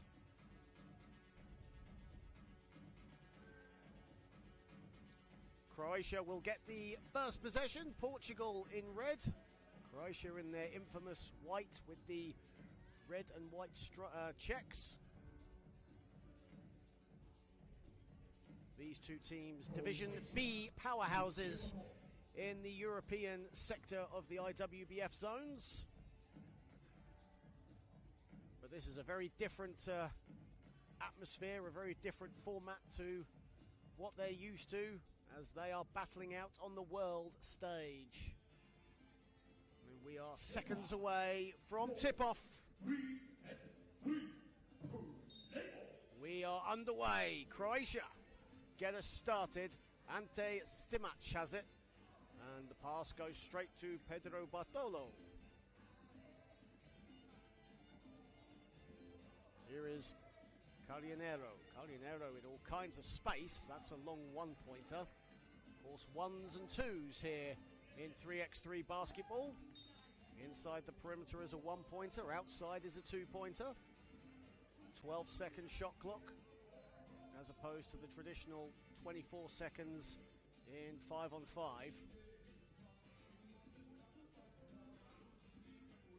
And a different basketball as well, the 3x3 basketball, a size 6 but the weight of a size 7. Different paneling as well. A very light ball, it must be said. But the players have all enjoyed using it throughout these World Championships. Croatia now off the mark first, as Stepan Pešić with the first score. Carneiro, that was a risky bounce pass, and Bartolo was telling him just throw it up next time. Here is Ante Stimac, Stimac, that's short. Demirovic can't get it to fall. Second time of asking, he does. Rebounding machine. Demirovic, and early physicality and statement of intent from both teams, as Joel His hits the deck.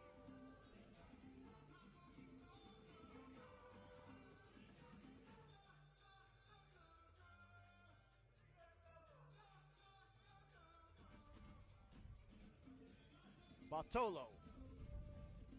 Bartolo loses, well, the pass went to Hees, who lost it, but the whistle has gone. Croatia up 2-0 in our all-European affair before the women take over.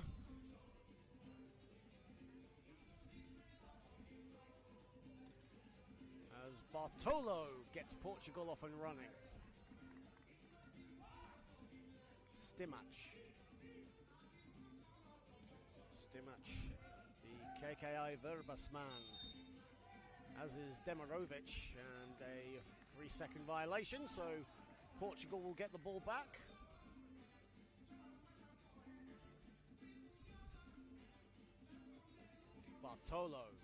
Bartolo gets it to go.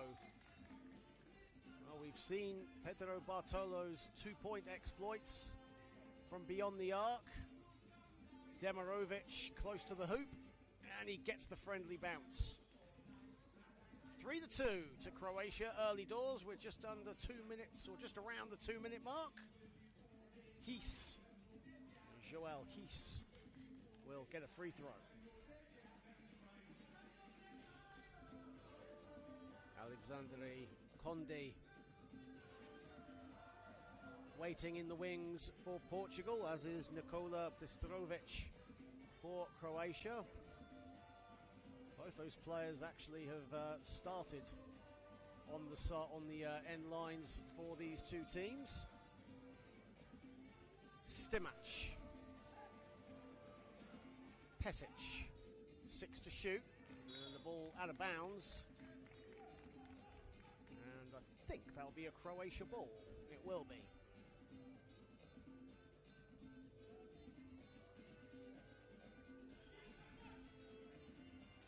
Stimac has a bit of freedom of the land, doesn't get the drop. Demirovic to Stimac. That's a beautiful pass from Demirovic. And a technical foul has been called. And it's on Joel Hees.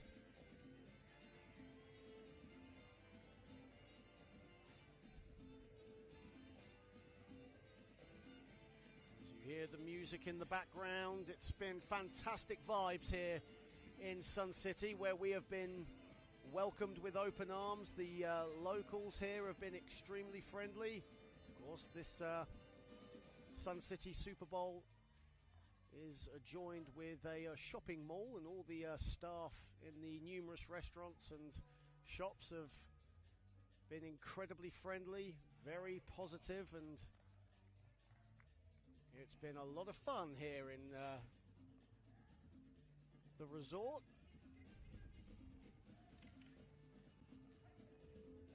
Also, the Hard Rock Cafe of Sun City is located in this resort as well, if you're a fan. As the ball is loose, Pesic, and a shot clock violation for Croatian. Frustration for Ademir Demirovic. Great to have so many Croatia fans locking in on the IWBF YouTube channel. Any Portugal fans in the vicinity, let us know if you're watching on as well, or wherever you are across the world.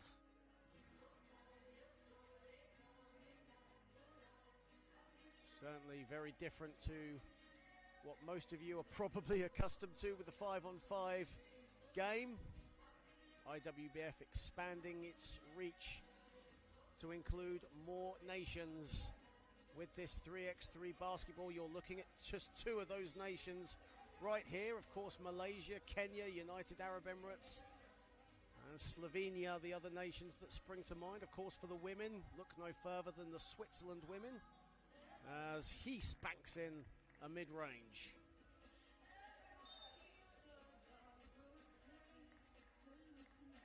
And a foul is called. And we have a timeout with 6:48 to play. Nothing separating the two teams. We're tied at 4. And a big thank you to everyone joining us on the IWBF YouTube channel. Big thank you as well to our event organisers, WBSA, Wheelchair Basketball South Africa, and a special welcome, if he is watching, and hopefully he is watching, to President of the WBSA, Craig Morgas, who's recovering from an illness and hopefully is watching this somewhere at home. Big thank you to our principal and global partners, RGK, who have a designated repair workshop here behind the practice courts. They've travelled all the way from the United Kingdom to be here as Bartolo misses the shot inside. And a whistle has gone. Not inside, excuse me, that shot was a mid-range.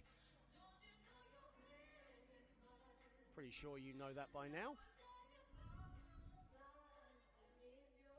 As Jorge Carrianero for the free throw for Portugal. 14 fouls for Canada. Remember, once you get over 6, it'll be free throws for the opposition. So Croatia could sense an advantage here. Trailing 5-4 though. Here is Bartolo. Bartolo, no hesitation, but that's off to the right. And Ante Stimac will just let that roll out of bounds. And there are the Portugal fans on the chat. Hello to you, Antonio. Great to have you on board, good sir. Demirovic, great dump-off pass. And Pesic can't finish. Stepan Pesic, part of the team that competed for Croatia at last year's European Division B Championships. Hees gets it to go all string. Demirovic, that's a really risky pass to Demirovic, especially with Carrianero and Hees all over him like a rash.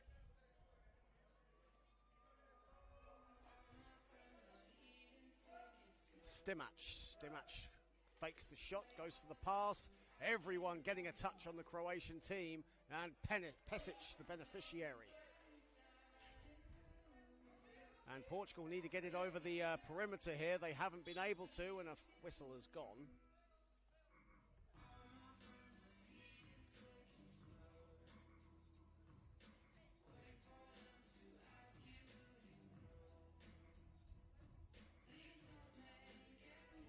There's Bartolo just being helped up.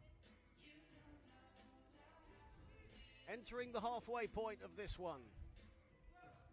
And Croatia with the ball. Stimac, self-service checkout time, and a foul.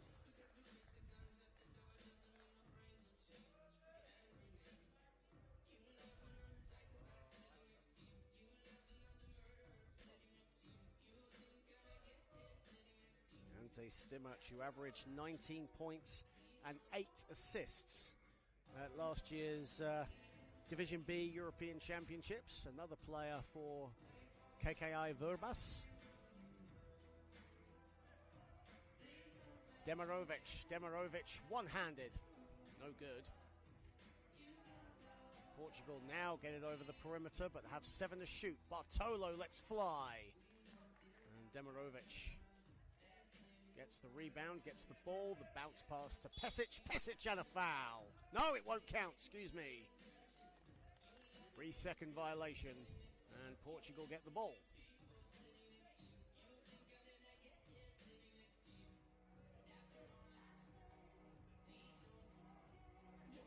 Hees. Joel Hees wants to take it himself. That's off the back iron. 4:46 to play. As Kenya and Australia warming up behind the court. The women set to take the stage in just a moment at the conclusion of this contest. Joel Hees. Joel Hees from the elbow, money. And a whistle has gone.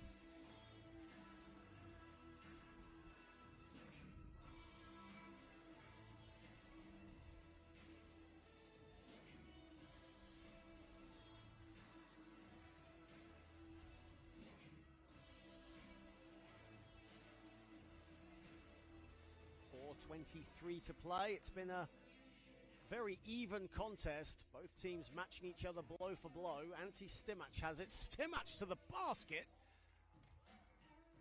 right down Main Street. He couldn't get the layup to drop. Cayanero sweeps it wide. It's welcomed in by Bartolo. Bartolo, it rattled around and out. Croatia with 5 to shoot behind the back pass from Demirovic. Deflected out of bounds. We did see a few of them yesterday on day one, particularly from the Australian men's side and Lachlan Dalton. As Stimac's shot smacks the backboard. Hees. Bartolo. Bartolo sees the range. That's off to the right as Hees and Demirovic were battling for it. Demirovic comes out with the win on that one and gets the ball and doesn't get the drop. Bartolo. Heath. Heath fading away a little bit. And Demirovic to Stimac. Pesic. We do wonder if we are going to see Nikola Bistrovic at some point as a timeout is called. Alexandre Conde waiting in the wings as well for Portugal. Portugal leads 7-6 in a very closely fought affair. Neither team giving the other an inch in a game that was just as close as Egypt-Malaysia earlier. Of course, Malaysia winning that on the buzzer. Maybe we might see a back-to-back closely fought last seconds. You never know.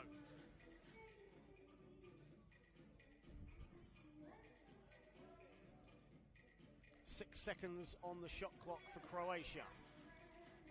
It's down to 2, and it goes in. Stipan Pesic, you had to wonder if he knew if there was any time on the clock. Bartolo to Hees. Hees, 3-second violation against Joel Hees. Not happy with the call, but the right call by the officials.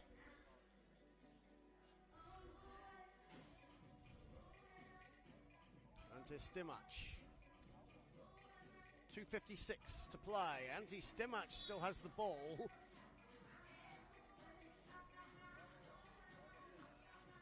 And a foul called on the floor. Croatia have gone nearly 3 minutes without fouling. Here is Stimac. Pesic, quick release, but misses everything. Still has it, that's short as well.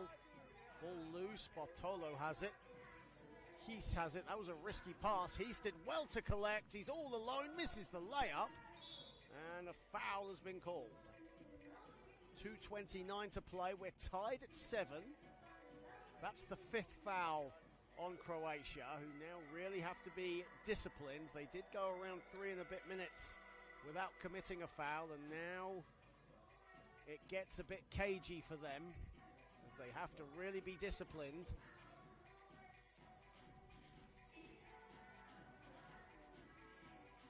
Here is Hees.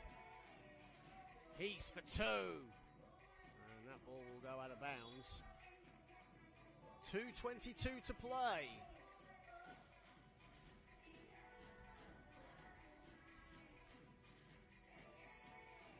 And both teams don't seem to be feeling the pressure.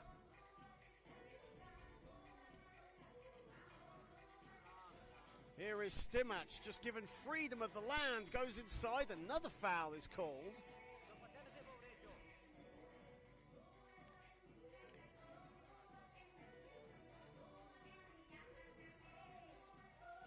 And Cayanero, I think, needs help getting up.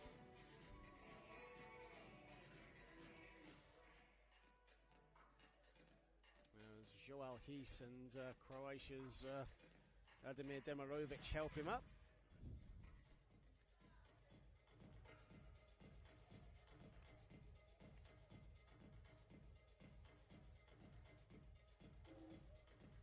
Ante Stimac at the line for a free throw. Tied at 7, 2:14 remaining. Croatia with 5 team fouls. Once they get to over 6, then it'll be free throws for the opposition. As he misses the free throw, Demirovic, though, picks up and puts it in. 8-7 now to Croatia. Bartolo, that's off the back iron, and that's asking too much of Joel Hies. And now Croatia with a chance to create a little bit of separation between themselves and Portugal. Here is Stimac, under 2 to play. Stimac still has it. Shot clock at 5. Stimac goes for glory. And it's no good, but Croatia will get it back. 1:48 to play in a very physical contest. Stimac. Pesic is inside. Pesic can't get the drop.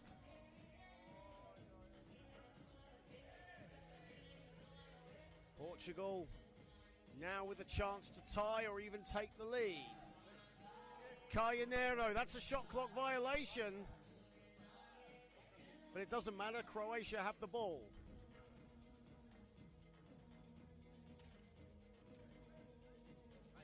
Here is Pesic going inside, and Croatia have a 2-point lead. 1:12 to go. Bartolo ties it. Just when Portugal had a little bit of separation, or Croatia had their separation, Portugal come back. Demirovic and Croatia retake the lead. Final minute. Carneiro's pass. It's loose.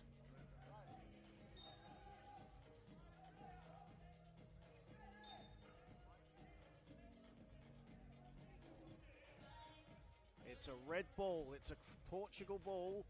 3 on the shot clock. Hies throws it up, puts it in! Joel Hies from downtown.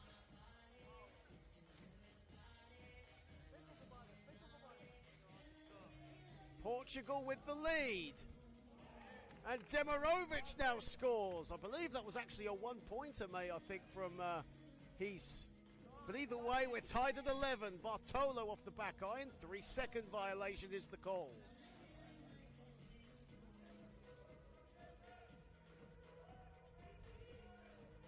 Well, back-to-back games that are going down to the wire. What more do you want?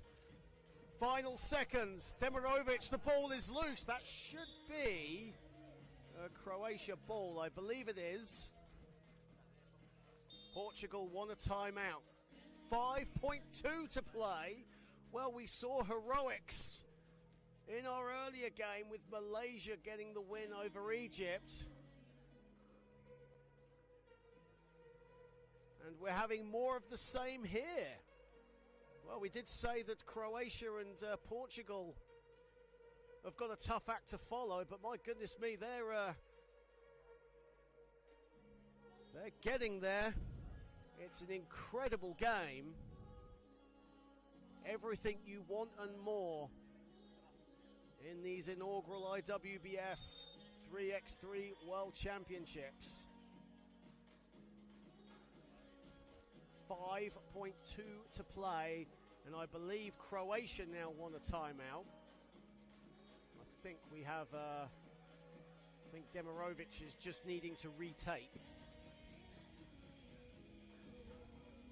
Oh, what a contest. What a last 2 games we've had. And this one, we could have overtime, we could have a buzzer beater, just like we saw earlier on with Malaysia. 2 to shoot for Croatia. Stimac goes for 2.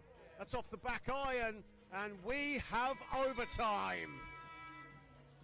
So with overtime, it's 1-2.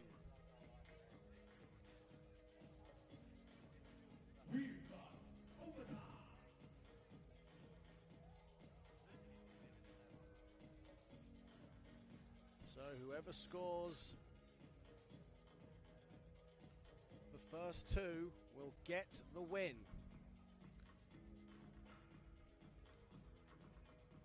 Well, already already in the men's draw. We've had 2 overtimes. Of course, we had overtime yesterday between Canada and Austria. In fact, we've had 3 overtimes now if you include this. Earlier on, we had Croatia and Egypt. This will be the second time today that Croatia have been involved in an overtime game. It's been an enthralling last 2 contests.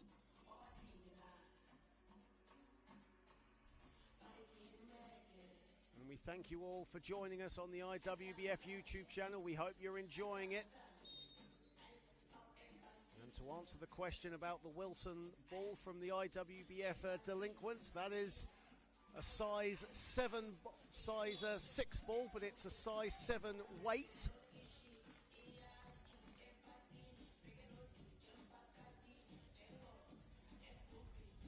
Different paneling as well, designed for the 3x3 game, as Jorge Carneiro will go to the foul line for Portugal here in overtime in what has been a thrilling contest.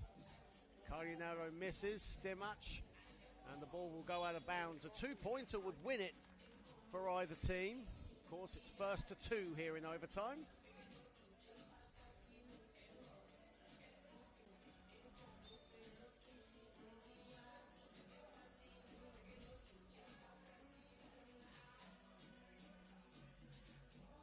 Well, the women certainly have a tough act to follow then in their round of games coming up. Kaz Bullock is on hand. As we are back underway, Bartolo has the ball. Hees, 8 to shoot. Hees, Bartolo, 3 to shoot. That's a 1-pointer if it goes, and the ball will go out of bounds.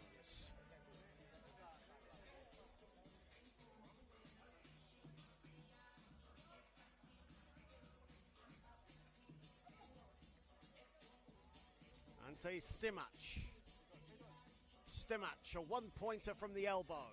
And it's taken by Joao Hees. He still has it. Hees, Carneiro, Bartolo.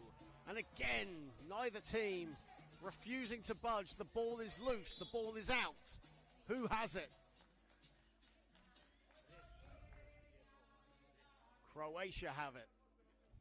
Here in overtime. Stimac.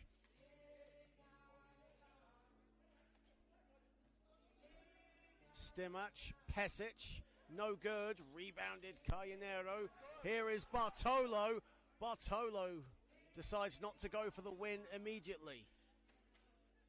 Carneiro, no good. Way off with that. Gets it at the second attempt. No good. Hees puts it in. And the ball, oh, whistle has gone. And we just have a, referee's just having a check over with something.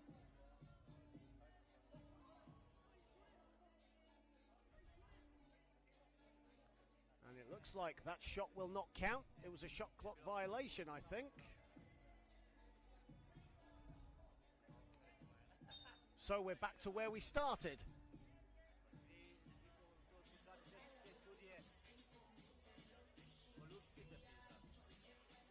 So we're tied at 11, and now a timeout has been called. No, a technical foul has been called. Excuse me, that's my apologies.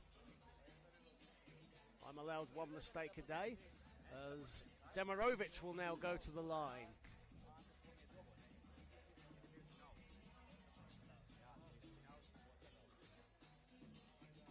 Demirovic, an offensive juggernaut of this Croatia team, makes the free throw.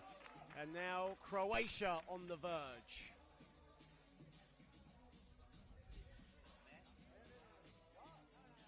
One-pointer wins it for them.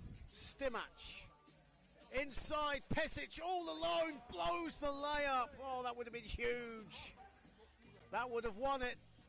Bartolo puts it in! And that is game! Pedro Bartolo from downtown. And Portugal get their first win of the World Championships, and what a time to get it. They have beaten Croatia 13-12. And for the women, they have got a surefire, tough act to follow, but they will certainly be up to the task. Stand by, because the thrilling action continues.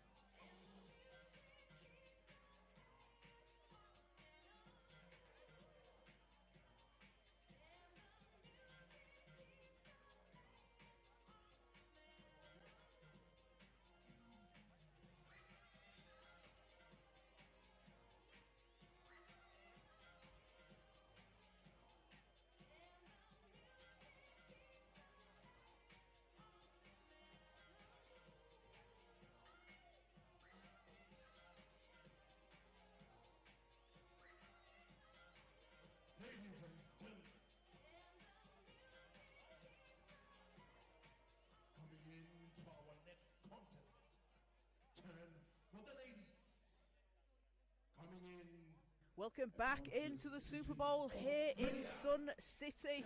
We've just had the men's knockouts, an absolutely thrilling game between Croatia and Portugal. Portugal winning in overtime, but now it's the time for the women's quarter-finals. First game will be Australia and Kenya, as Australia take the floor. They went unbeaten in Group A, had wins over Great Britain,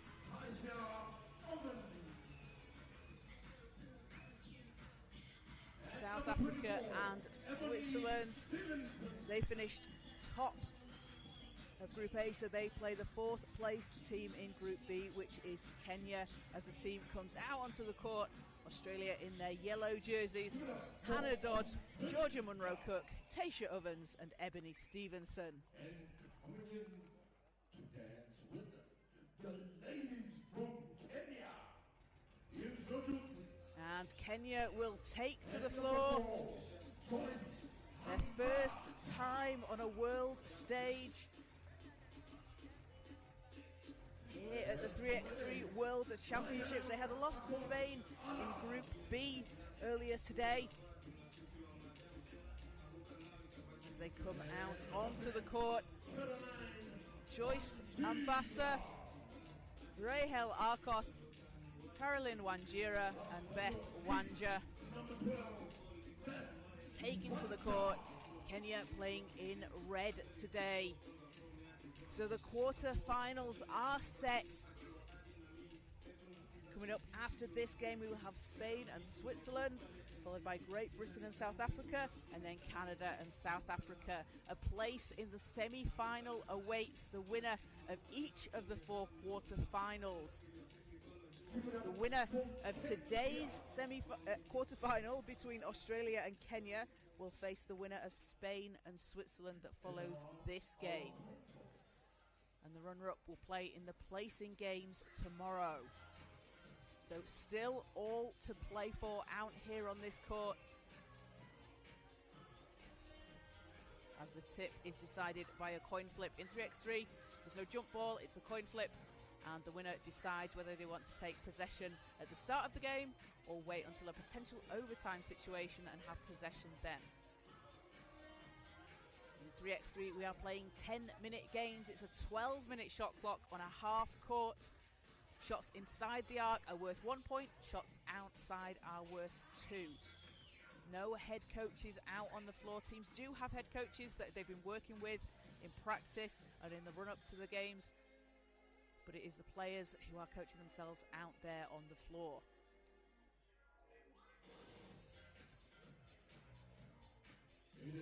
So as we're about to get things underway, it will be Australia with the first possession.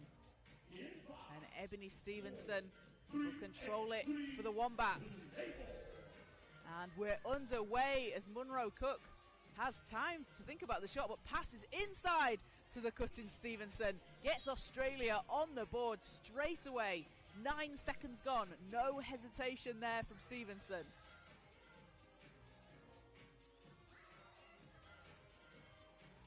So Kenya ball. Arkoth using the screen from Ambassa. Over to Wanja. 3 seconds. Shots up off the rim. Ball's chased down, but it will go out of bounds, so Australia will get it back.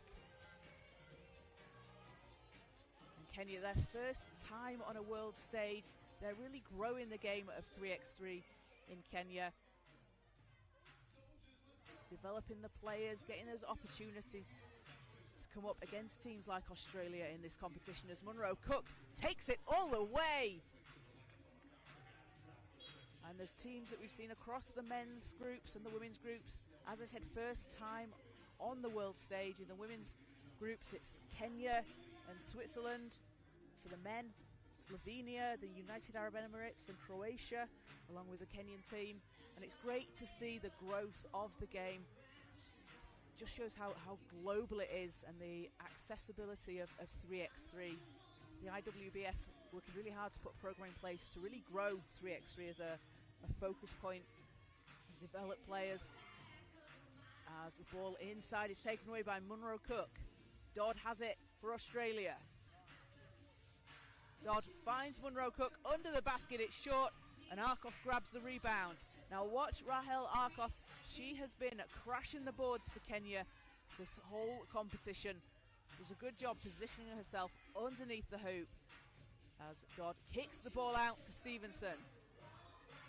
Back to Dodd. Munro Cook with space inside. Rolls out. And Ambassa will take it for Kenya. Arkoff against Dodd. 2 seconds. Needs to put something up. It's intercepted by Munro Cook. Comes away with the ball. Has to clear it from behind the arc. She will, and then weaving inside. Gets to the hoop. Shot bounces out. Gets her own rebound and cleans up the glass. Australia up 3-0 as ball is not... Oh, it is saved. Oh, great moves by Stevenson behind the back. Showtime from Stevenson. And Munro Cook finishing the play. You see how in sync this Australian team are.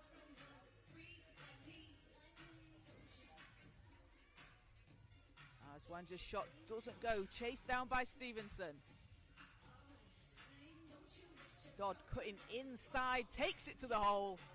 And all these players out there for Australia, they are playing in the Women's National Wheelchair Basketball League in Australia, playing both 5-on-5 and in the 3x3 League out in Australia, which is just a really great addition to the game in the country. It gives the players an opportunity to develop those 3x3 skills consistently, week in, week out over the course of the season.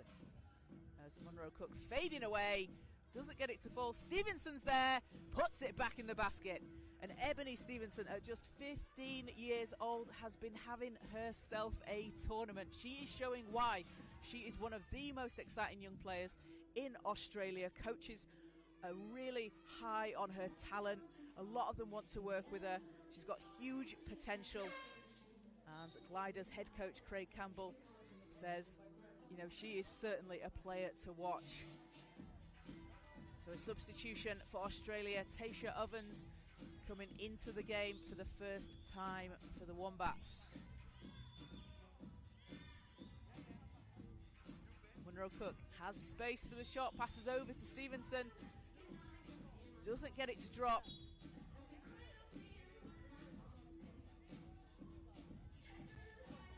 So Kenya will have possession. Kenya looking for their first score of the game. And we will take a time out. So 6-0 Australia with 6:51 left on the clock.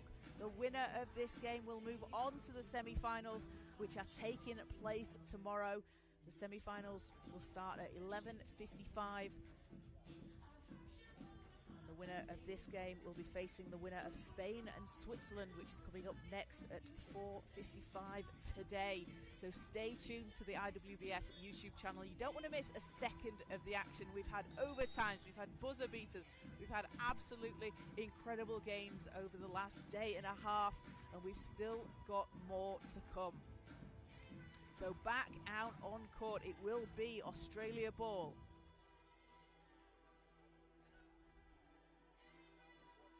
Apologies, it's Kenya ball. No, Australia. What are we going for? It is Australia ball. I was right first time. As ball needs to be checked, so the defending player passes to the player on offense, and then the ball has to be cleared over the line, as Munro Cook does there, as she rolls into the lane. Takes the shot, bounces out, and chases down her own rebound. Such a strong rebounder is Munro Cook. Finds Stevenson under the basket, who finishes for Australia.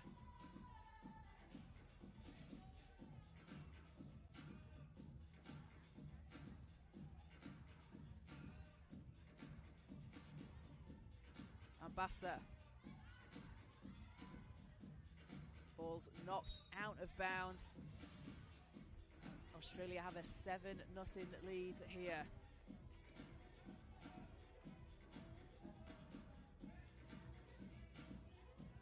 Caroline Wanjira against Stevenson. Looks for some help, finds it in Ambassa. And 12-second violation. Australia take it back. And Kenya, a team that came 6th at the Commonwealth Games back in 2022 in Birmingham. They're really building on that 3x3 experience as Munro Cook splashes in another for Australia.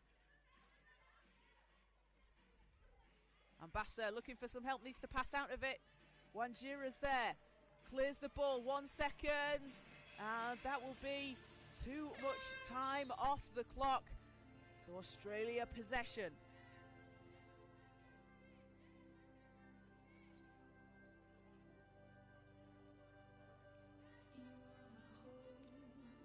Munro Cook drops inside. Ovens and Tasha Ovens. The roll to the basket, the way she's able to get into those lanes, finds herself underneath the basket. An incredible finisher at the rim. Really, really strong out there for the Wombats this weekend. That'll be a shot clock violation against Australia. That 12-second shot clock goes so quickly. As Hannah Dodd back into the game. The two-time Paralympian out on the floor for Australia. Wanja works against Stevenson. Ovens knocks the ball away. Good hands there from Ovens. A really tough defender as Dodd finds Ovens. Ball's knocked out of bounds, and Beth Wanja there taking the time off the clock, forcing Australia to have to reset. Stops a really quick play there from Australia. And Stevenson returns the favour. Kenya keep possession, 10 seconds on the shot clock. Ambassa. Wanjira. Too strong. Australia ball. So coming up after this game, we have Spain and Switzerland, followed by Great Britain and South Africa. And then rounding out the quarterfinals with Canada and South Africa as Dodd drills the shot. Australia up to 10. Ambassa against Ovens. Stevenson intercepts it as Ovens to the cutting Dodd, high off the glass and in. And Australia racking up the points here as Ovens again to the basket. That's short. Picked up by Stevenson. That one's good. Ambassa and Stevenson chasing for the ball. Stevenson gets to it. Dodd weaving through traffic, hands off to Stevenson, and another point there for Ebony Stevenson. Takes Australia up to 13. Dodd with the steal. Dodd averaging 2.9 steals per game in the Women's National Wheelchair Basketball League this season. No surprise to anyone when she gets her hands into those passing lanes. As the ball goes out of bounds. And it's been great to see the expansion of the Women's National Wheelchair Basketball League in Australia this season. They've expanded from 4 teams up to 6 for the 2025 season, and that just provides more pathways to players that want to make a route to the Gliders senior team, really giving a lot of players those opportunities and just growing the game back home in Australia, especially with the addition of the 3x3 league. So a timeout called, 13-0 to Australia, 3:51 to go here in this quarter-final matchup between the top-seeded team in Group A and the 4th-placed team in Group B.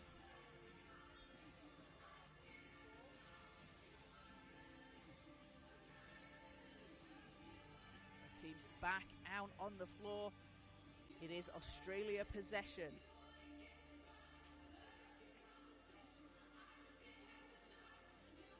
Ovens from deep, too strong.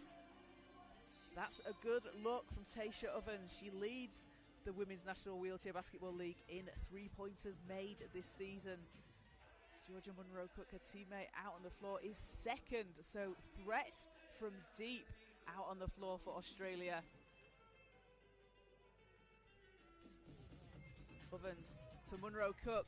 Good hands from Arkoff to knock the ball away. Picked up by Ovens, 1 second, and time will run out for Australia. Good defense there from Arkoff, able to read that pass, knock the ball, forcing the 12-second violation.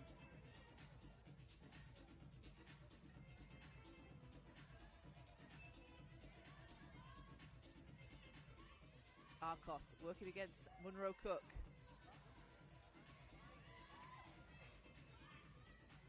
Ambassa, 1 second on the clock, and not enough time to get something off. Australia will get it back. 3:23 to play, 13-0 Australia lead here. A place in the semi-final awaits the winner of today's game. Munro-Cook off the rim. Ovens is there for the rebound, too strong, and Arkoff pulls it down for Kenya. Wanjira clears the ball. Ambassa picked off by Ovens. And be a clock violation.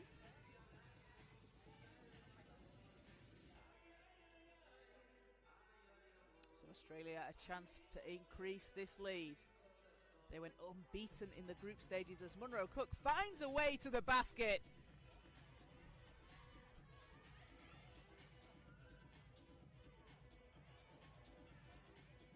Arkoff. Ball's knocked away by Dodd. Ambassa has it, but a shot clock running down. You see there Hannah Dodd putting the pressure on defensively. Knocks the ball away. Again, I've spoken about it a lot throughout the course of the tournament, but those players, those disruptive defenders, are really crucial on any basketball team, but in 3x3 as well, with only 12 seconds. If they're knocking the ball away, it's on the floor, it takes a couple of seconds off the clock, makes it really difficult for her opponents. As Stevenson, another shot for Australia. Stevenson has been showing out across this weekend, as can't come up with a steal, but playing for the Perth Wheelcats in the WNWBL this season.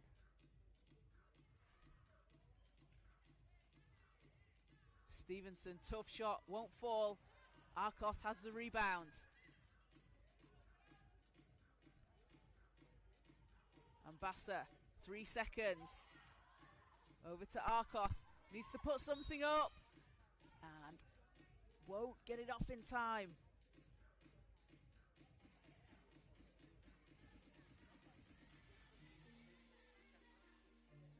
Ovens will take it from the top. Dodd. That's good! And Hannah Dodd, with a long-range shot, takes Australia to 16. Stevenson intercepts the pass. Dodd again going to the basket. Spins down. Arkoth secures the rebound for Kenya. But it will go off Kenya, so Australia basketball. In 3x3, we are playing to 21 or whichever team is leading after 10 minutes of play. Dodd. Ball's knocked away by Wanjira. As Georgia Munro-Cook subs back into the game for Australia. Now in 3x3, there is a limit to the classification points you can have out on the court, so points cannot exceed 8.5, so the players' points must add up to 8.5 or less, as Munro-Cook finishing at the rim. So you'll see different combinations of players when they substitute, as Arkoth's shot won't go.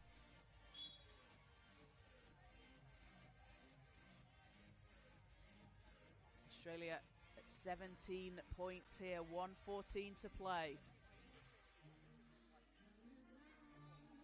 Up next will be Switzerland and Spain. As Munro-Cook has it. Gets it to drop.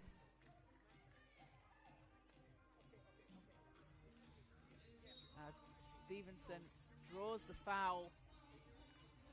Will be just the first team foul on Kenya. And Australia will take it from the top. 3 points away from 21 here. Munro-Cook from deep. Won't go. Stevenson's there to clean up the glass.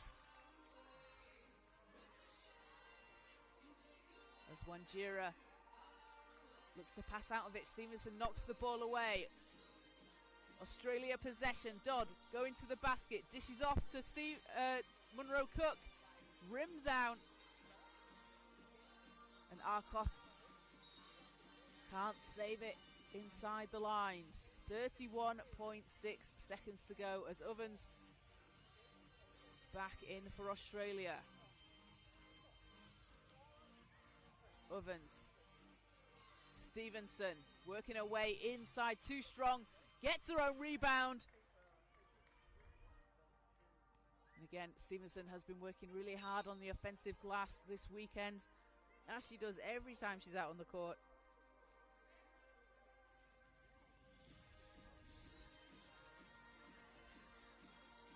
Ovens over to Munro-Cook. Munro-Cook for the win, bounces out, gets it back. Stevenson inside, and that will do it. Congratulations to Australia, moving on to the semi-final tomorrow, where they will face either Spain or Switzerland. Stay tuned to the IWBF YouTube channel, because that game is coming up in just a few minutes' time. Australia with a 21-0 win over Kenya, just with 9.3 seconds left on the clock. So it will be Australia moving on to tomorrow's semi-final. Kenya will go again, though. We have the placing games taking place from 9 o'clock tomorrow here on the IWBF YouTube channel. We'll be placing games, semi-finals and the finals, all throughout tomorrow for the men's and women's competitions. All the games will be live. If you want to come down to Sun City, if you're in the area, if you're near Johannesburg, get in your car, drive on over, come and join some of the fans in the crowd. We've got some flags being waved about. The Swiss fans behind me getting ready for their team to come out on court. And a big thank you to Sun City Resort for hosting such an incredible event this weekend. It's been an absolutely brilliant display of 3x3 basketball out on the court in just a legendary venue here in Sun City. As teams get ready to take the floor. So next up, Spain and Switzerland. Spain finished second in Group B, had wins against Kenya and South Africa. And Switzerland finished third in Group A, got their first win of the tournament against South Africa earlier today. So Spain coming out onto the court. Spain playing in white today. Sonia Ruiz, Sara Revuelta, Virginia Perez and Isabel Lopez out on court for Spain.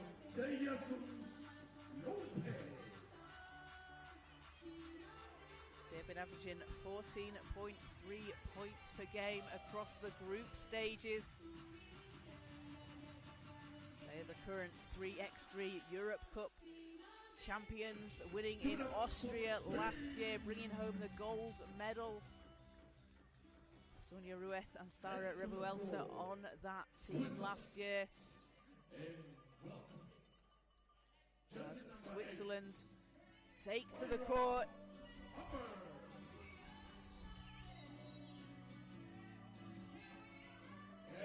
New team on the world stage are Switzerland. They have been putting on a show for the fans this weekend. Vira Huber, Louisa Hughes and Miriam Waller playing as a 3 in this competition. No substitution for Switzerland on the floor. They have been doing an incredible job. Their first win of the tournament coming with an 11-4 win over South Africa earlier today. You can see there the Swiss supporters in the crowd cheering the team on.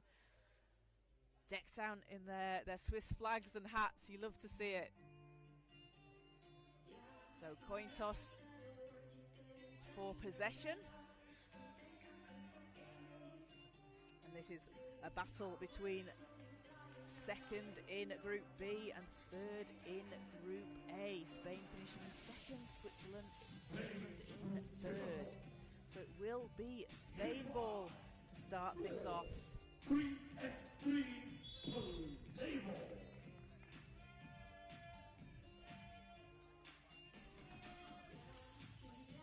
Spain have it, swings it inside, and Lopez will get things started for Spain. Waller works against Lopez. Waller takes it to the basket on the baseline, runs into traffic. 1 second. Time will run out. Good defense there from Spain, putting the pressure on. Spain will get the ball back. Now this is a rematch of the 3x3 Europe Cup final in Austria that happened last year that Spain won. So Switzerland took home the silver medal in that competition. So players that will be familiar with each other. Been on a big stage as Lopez's shot is short, pulled down by Huber. As it will just go off Switzerland. Spain will get the ball back.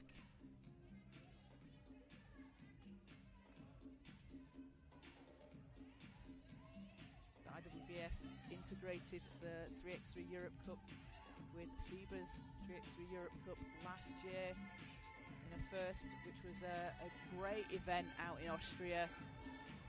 As shots off the rim for Ruiz, picked up by Lopez. Lopez trying to find some space. Under pressure from Huber, off the rim, ball will go off the wheel. So Switzerland with a chance here. It's a 1-0 Spain lead. Ira Huber will set things up for Switzerland. Jude. And watch out for that link up between Jude and Huber. With Jude cutting inside, Huber having put up some fantastic passes, just precision passes to her teammate this weekend. As Lopez can't get it to go. Waller secures the rebound and Huber has it. Huber driving to the basket, swings it over to Jude. Jude under pressure at the end of the clock won't fall, and Ruiz gets the rebound. Revuelta over to Lopez. 4 seconds, 3 seconds, 1 second. Lopez, and won't count shots after the buzzer. Both teams really pressuring the other defensively. You can see them pressuring the ball, just making it really difficult for each other to get shots off. Waller, Lopez on her. Ball's picked off. Revuelta will clear it. Up against Huber. Lopez under the hoop, extra pass. Ruiz's shot doesn't go, gets her own rebound though, and Lopez fading away will take Spain up to 2.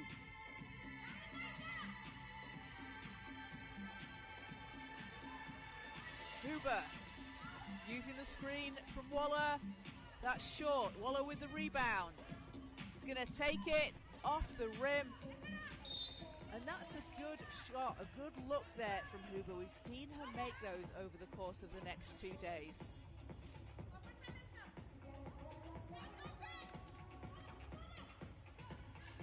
Ruiz to the basket and in.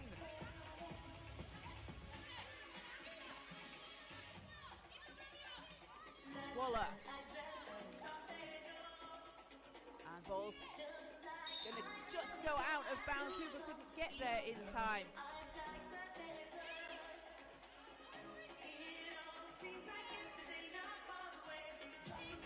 Spain basketball, it's a 3-0 lead here, 7:07 to play.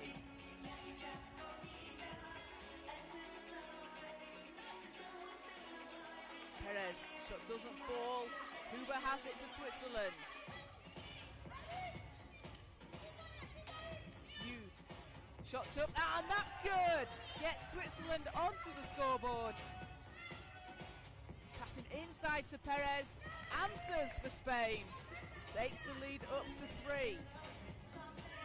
Huber, going to the basket, finds a way, too strong. Ruiz, Perez backing away, shot pops out, but rebound for Spain. Perez will try again, and success that time. As we will have a timeout called to a 5-1 lead for Spain over Switzerland here. 6:18 to play. The winner of this game will face Australia tomorrow in the semi-final. That game will be taking place at 11:55.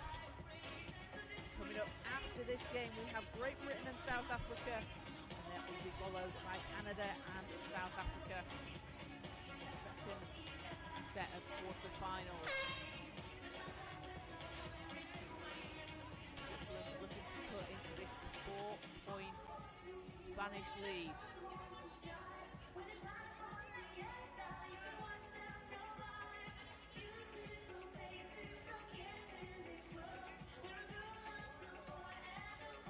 Take it from the top for Switzerland. Has Waller. Waller working to find some space. Huber under the basket and fouled on the shot. That will put her at the line. And what a sequence there coming out of that timeout for Switzerland.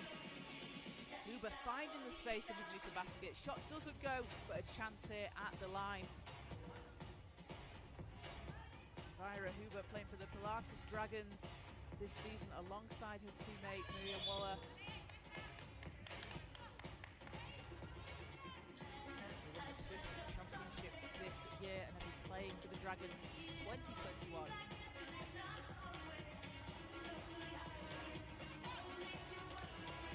Long shot from Spain doesn't fall. Huber gets the rebound. Waller using the screen from Hughes. 2 seconds, we'll need to put something up, that's short. Spain a chance to add to their lead. Perez. And spins out, gets her own rebound and takes it all the way, can't get it to go. Will finish for Spain, and good hustle there from Spain on that possession. getting the offensive rebounds, getting those second chance points, takes them up to 6. 5:29 to play here in this quarter-final matchup. Intercepted by Perez. Puts it up from range, rolls down, and Waller gets it for Switzerland. Waller spins, Huber's there. You'd roll into the basket, in off the glass, and that is that roll to the basket that Huber and You'd have become known for these last couple of days.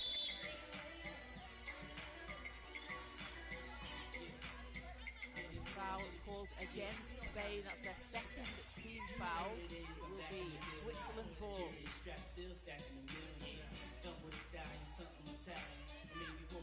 Huber will take it from the top. Waller, ball's loose, picked up, Perez has it. 7 seconds on the shot clock. Perez from range, off the rim. Ball goes back the way of Switzerland.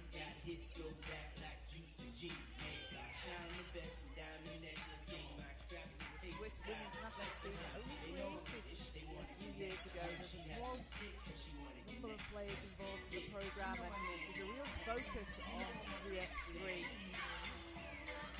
and growing the game, developing the players out on court that you see. And these are all players that played in the 3x3 Europe Cup last year that won that silver medal. You can see how they're really in sync out there on the court, very familiar with each other, the amount of work they've put into the programme, and being so young, they have an average age of just under 21.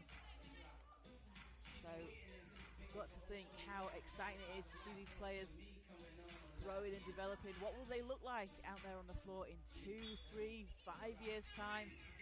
It's a really exciting time for Swiss basketball. They will have possession, looking to cut into this Spanish lead. It's 6-2 with over 4 minutes to play. Ball's taken away by Perez. Rueth back to Perez, working against Waller. Perez lines it up and can't get the roll. Huber has it. Waller runs into traffic.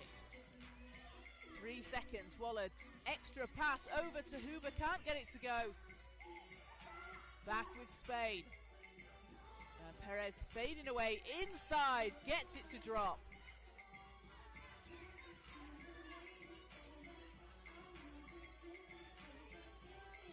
Huber against Perez. Huber from the baseline, it's short. Spain will have it back. 5 seconds on the shot clock. Perez breaks free, has Revuelta from the foul line, but that will be after the whistle. Ball goes back the way of Switzerland, but we will have a timeout first of all. 3 minutes 10 left to play, a 7-2 lead for Spain over Switzerland. Coming up next, we have got Great Britain and South Africa, followed by Canada and South Africa in the other 2 quarter-finals games. Teams playing for a place in the semi-finals. We will also have the placing games taking place from 9 o'clock tomorrow morning on the IWBF YouTube channel. You can catch all the action live all weekend long. The women's final will take place at 4:15 tomorrow. But let's not get too ahead of ourselves. We still have the rest of the quarterfinals to play. 3:10 and it's a 5-point Spanish lead. Huber. 6 seconds, puts it up and doesn't get it to go. A great look though from Huber. As Rueth has it for Spain. Revuelta, too strong.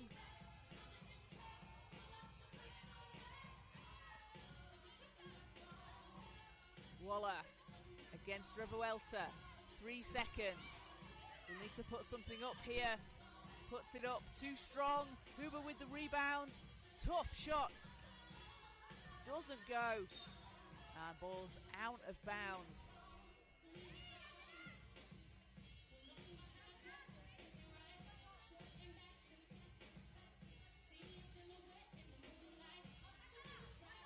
Spain possession, 2:31 to play here. Ruiz uses the screen, off the rim, ball's tipped, and it will be Spain ball. Good boxing out there from Ruiz. Realised Switzerland had touched the ball last, so Spain keep possession.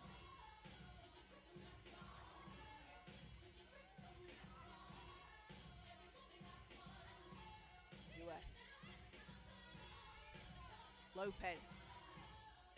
And tough shot from Lopez over the outstretched arm of Waller. And it's an 8-2 Spain lead. Yude going baseline, ball's out of bounds.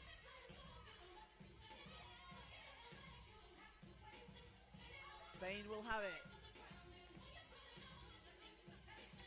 Ruiz looks to get free. Waller picks off the ball. Time for Switzerland here. Waller weaving away through traffic. Huber needs to chase it down. 3 seconds, 2 seconds. Will launch and off the rim. Now Spain get it back. Ruiz to Revuelta. Rolls out. And Huber saves it for Switzerland. Oh, it will just be a wheel over the line. We'll give Spain possession back.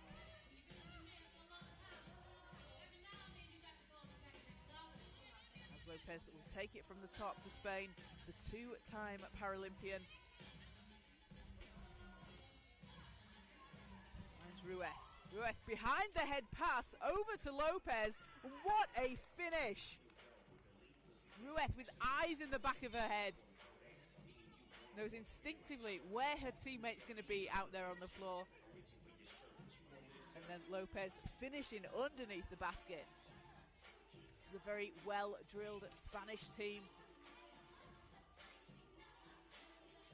As Huber tries to find some space.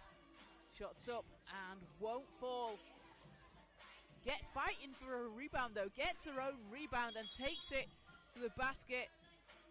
And ball will need to be cleared as Spain a hand on it, so it went back to Switzerland, but Switzerland, if they get it back, need to clear the ball. If you don't clear the ball, it won't count.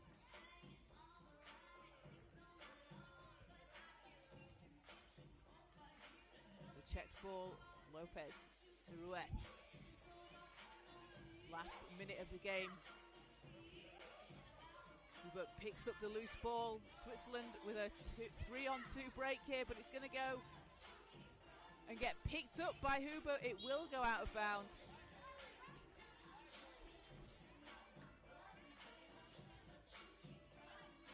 As Ruiz, he helps up.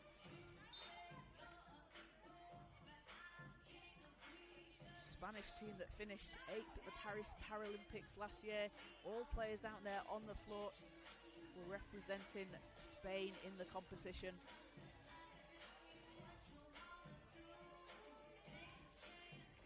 And taking part in the 3x3 World Championships this weekend, but players that know each other very well, having played together for such a long time and played at high levels in Tokyo and in Paris. Over the last few years, you build that familiarity with each other in the 5-on-5 game, and it translates to the 3x3 game. Obviously different rules, players playing in different positions and setups, but you know where your teammates are going to be, and you can see it. And you can also see that with the Swiss team as well, having started very young together, building the program. Waller gets the rebound for Switzerland. Huber against Ruiz. 5 seconds on the shot clock. Huber trying to find some space. And shot doesn't go. back with Spain. Perez with time running down. Shot clock is off, but doesn't get that to drop. But congratulations to Spain, a 9-2 win over Switzerland. They will be moving on to tomorrow's semi-final, and they will be facing Australia in the first semi-final game at 11:55 tomorrow. And for Switzerland, they'll be playing in the placing games tomorrow. A team that have really put on a show for the fans here this weekend. Be very proud of how they've come out on this world stage, their first time in a world competition. And a really young team, as I said earlier. There's so much potential out there for this Swiss team. They're going to be a really exciting team to watch develop over the next few years. And for Spain, a big win, 9-2, on to the semi-finals, where they will face Australia.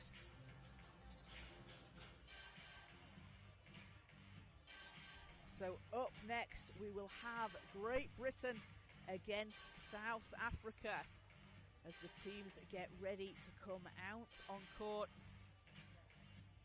Great Britain finishing second in Group A, and South Africa's B team finishing third in Group B. South Africa have two teams in the women's competition, one in each group.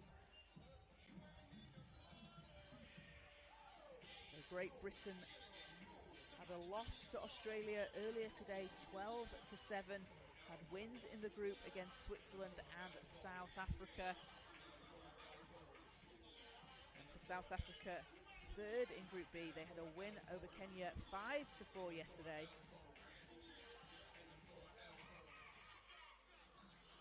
Played their last group game against Switzerland earlier today,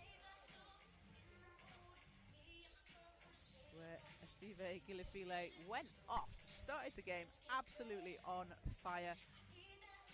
Had all four of South Africa's points.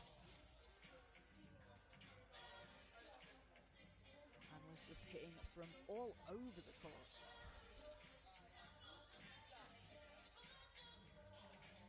So a big thank you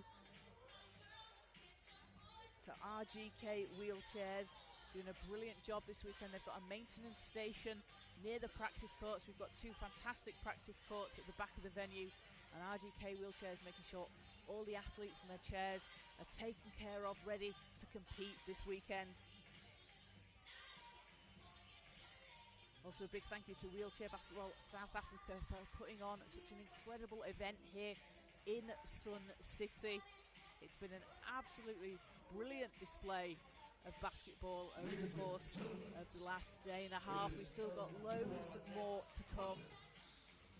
But it's a great setup down here. The ladies from South Africa. As you can see on the screen, we've got teams watching each other out on the floor. It's been great to see the support across the venue and for everyone watching live on the IWBF YouTube channel. So Team GB will take to the floor, coming out onto the court in their white jerseys. And it will be Jude Hamer, Jess White, Robin Love and Kaylee English. They've been averaging 13.3 points per game over the group games. Had that loss to Australia earlier today. They'll want to bounce back with an eye on the semi-finals tomorrow. 3 players out on the floor that represented Team Scotland at the Commonwealth Games back in 2022 in Birmingham. And with the Commonwealth Games in Glasgow next year in 2026, the home nations that make up Team GB will certainly be wanting to put themselves back on the map. As South Africa come out onto the court. And a 5-4 win against Kenya yesterday. Finishing third in Group B. As we see them come out onto the court. Samkela Siwe Mbata, Kiswa Ganza, Ngezwa Hagu, and Afilili Haklasile.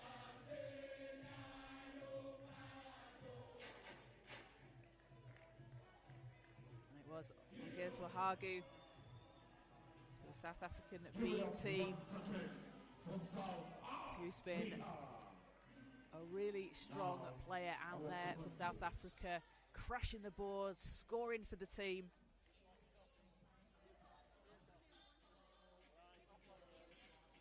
So a place in the semi-final awaits the winner of this quarter-final. CV Gillifile playing for the South African A team. She will be coming up next when South Africa play Canada. Sive and the team have been cheering on their teammates throughout the course of the competition. A lot of players across both of the South African teams playing at the under-25 level, so very familiar with each other. They're really building a strong core in South Africa in the under-25 group. So first possession will go to South Africa. As Mbata has it. 7 seconds, Mbata to Hagu, under pressure from Hamer. And White picks up the rebound. Love for Great Britain going to the basket. And ball's knocked out of bounds.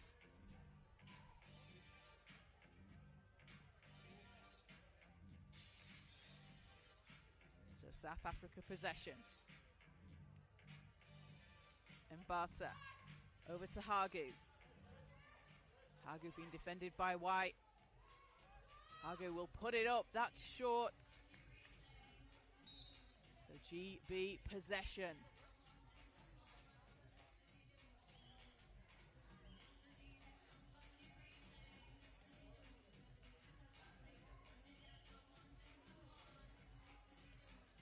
Hamer for Great Britain, using the screen from Love. Dishes into Love, and Love banks it in off the glass. And we get Great Britain on the scoreboard, 1-0 lead. Haklusile, White picks off the pass. Hamer over to White. GB have a 3-on-2 advantage here as Love tips the ball to Hamer. Another chance for GB, and Hamer takes it all the way.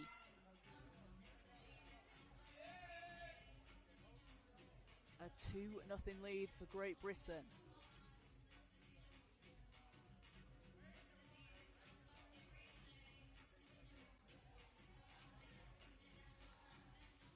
.57 to play. Coming up after this game, we will have the final quarter-final between Canada and South Africa. Start things off tomorrow at 9 a.m. with the placing games. So the runners-up of the quarter-finals will take part in the placing games. We have the 5th place semi-final, and then placing games for 3rd, 5th and 7th.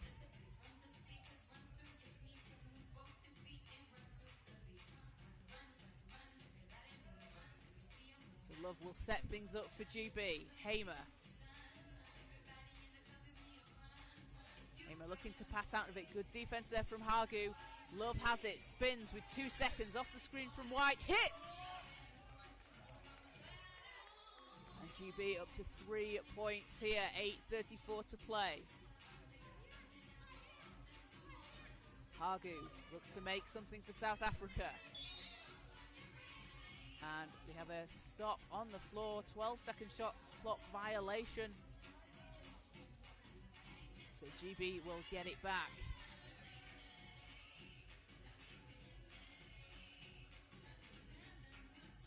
Hamer takes it and gets the bounce.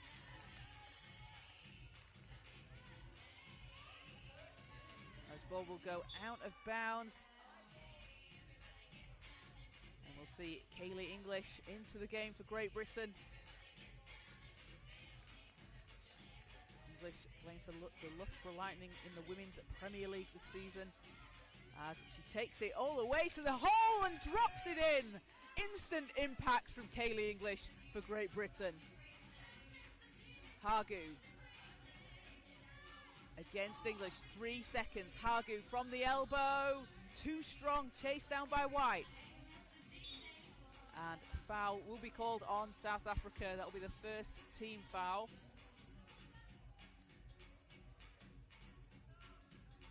As Robin Love will take it from the top for GB. Love took up wheelchair basketball in 2013 after seeing it at the London Paralympics in 2012. And she was recently awarded an honorary doctorate by Edinburgh Napier University just last month, where she first discovered wheelchair basketball. As White spins to the hoop, puts on the flashy finish for GB. Love will get the ball back. And foul on the floor. GB possession.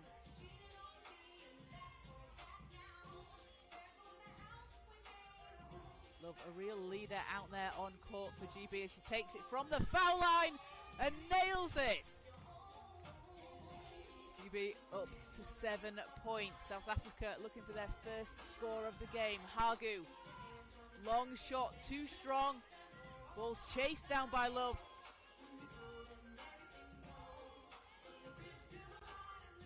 Using the screen from English, lines it up and off the side of the rim, will go out of bounds off South Africa.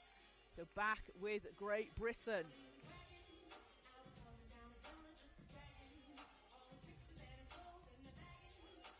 English. Spinning round and ball's intercepted by Ganza. Love will take it back for GB.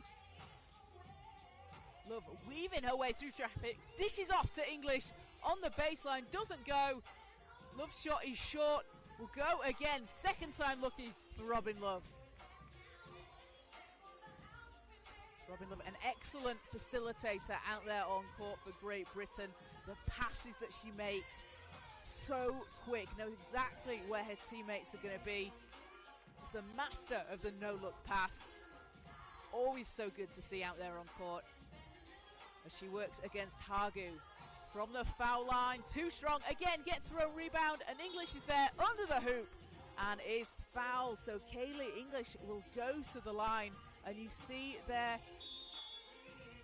that connection between Love and English. Love looks like she's about to take the shot, and no, she dishes out over to English on the baseline, knows where she's going to be. She's got a good look, but her teammate has a great look. As we have a timeout on the floor. See there the pass from Love to White. Fantastic finish from Jess White.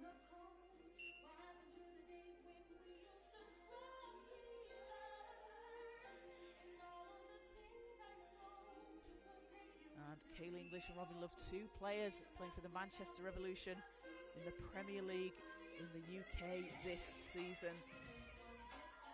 English, a really exciting young player out there, was representing GB at the Under-25 World Championships in 2023 when they won silver. The same competition as several of these players on the South African team. They're also building on the foundations from that tournament. As English can't get the roll on the free throw, gets the offensive board, so another chance for GB. English finds some space, gonna take it, too strong, and Gaza has it for South Africa. Gansa, apologies, Hargu. Hargu with a long shot, won't go, it's tipped, and English fighting for it, but it will go the way of South Africa.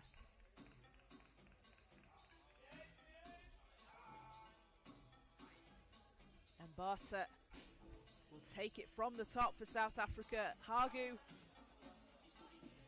And that short hammer secures it for GB. White going down the lane, gets the roll, and GB up to 9 points here. Hagu looks to answer for South Africa. 3 seconds on the shot clock. Hagu puts it up and rolls off the rim as White clears the ball. 9-point lead for GB. White against Ganza. And English, too strong, but Hamer is there for the rebound. Puts the ball back in the basket. And referee's just going to confirm if that will count. There's a review on the table. We do have an instant replay system, so going to check if there was any kind of shot clock violation there, if the shot was off in time.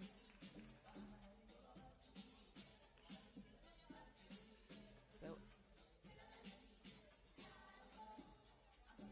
the decision on the floor is the basket is waved off. The 12 seconds had expired. So GB, a 9-point lead. Hagu. And ball spins out, unlucky for that not to fall, as English will find Hamer. Hamer. Good D there from Mbata, putting the pressure on Hamer. As the clock winds down, that one will count. No review needed. GB up to 10 points. Ganza off the rim, back with Hamer. The 3-time Paralympian. Bullet pass inside to English, and English fouled on the shot. She's going to go back to the free throw line. Kaylee English is finding herself in those spots under the basket, positioning herself really well.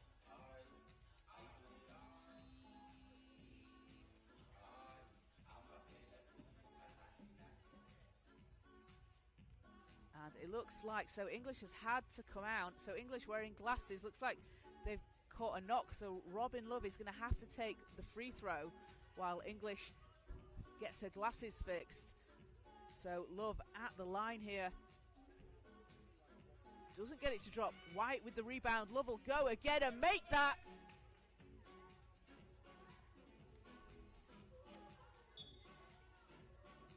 And a stop on the floor. I think the referee saying, oh, the shot clock looks to have fallen down on the floor. So they're going to get that put back up, and we'll reset that possession, because players need to be able to see the shot clock. An 11-0 lead for GB. 4 minutes 6 to play. And Barta will take it from the top.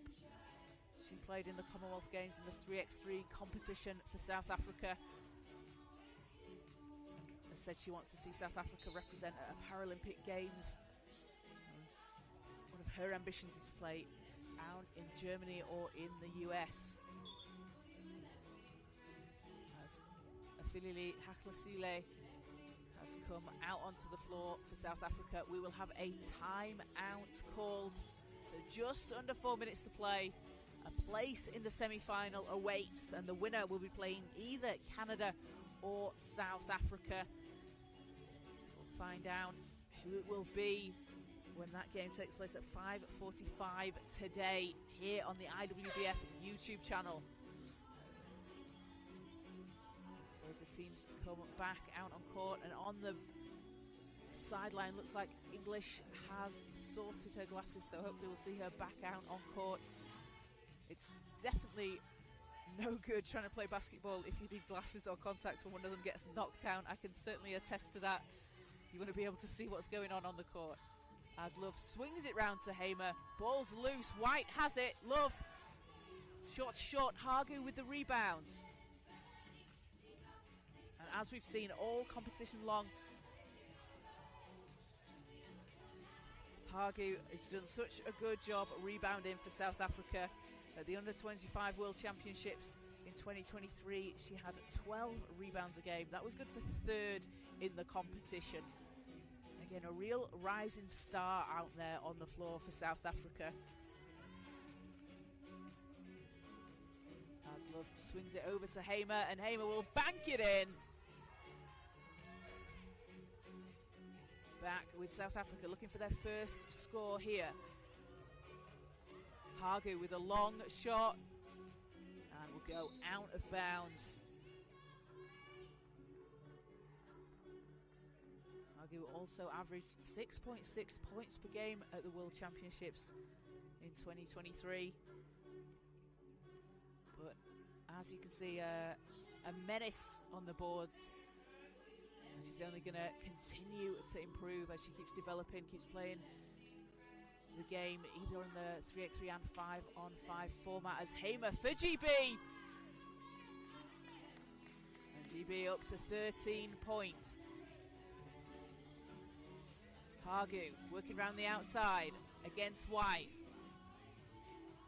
Shot short. Love racing down the court, saves the ball for GB. Hamer roll into the basket. Oh, it pops out. And Hagu again secures the rebound because that is what she does for South Africa out there on the floor. As White saves the ball for GB. And Hamer on the baseline. Looks like that shot won't count. We had it look like a 3-second violation before the shot, so it is still 13 to GB. 2:31 to play. And Barter under pressure from White. Love picks up the ball. White going inside, sinks it.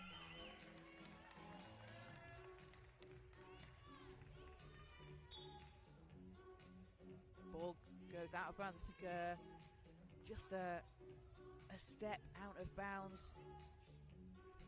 for South Africa there. I think that was probably caused by the defensive pressure from Robin Love.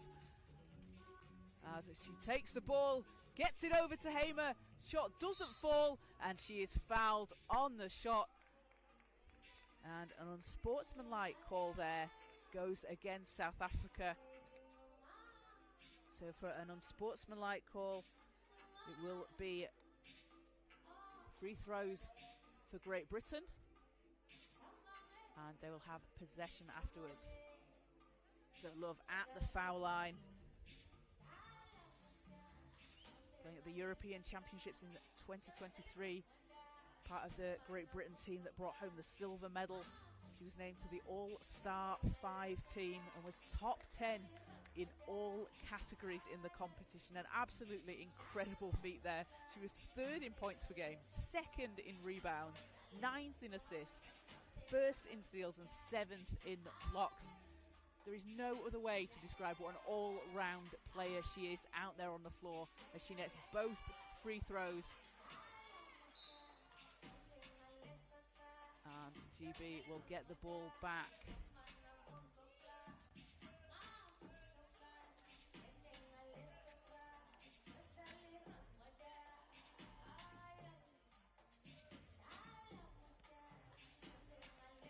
So, apologies to the sportsmanlike, it's 2 free throws, not 2 free throws and possession. But Love cleaning up the glass. And GB up to 17. 1:46 to go.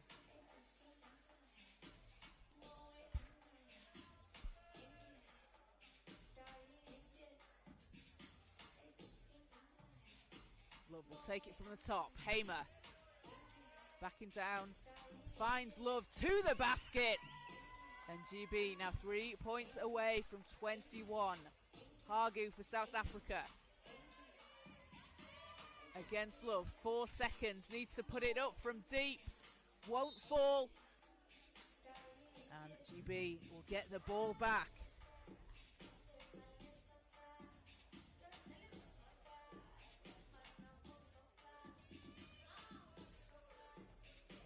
Place in the semi-final awaits the winner of this game. That will take place at 12:20 tomorrow here on the IWBF YouTube channel. Or if you want to come down to Sun City, come and see these fantastic athletes in person as the ball is loose. English back out on the court. It's South Africa that come up with it. And good to see English back out there. Looks like she's had to tape her glasses. But so long as she's on the court, it doesn't matter how she gets there. So discussion on the floor as it will be GB ball. 1:05 to play. English. Using the screen from Love. Love creating space for her teammates as English takes it, gets the roll.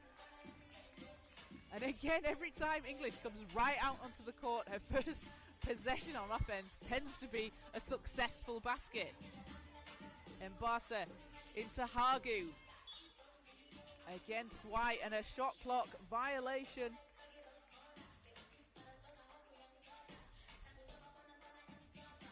GB 2 points from 21. English working against Mbata. Spins round. Has Love underneath the basket, fading away.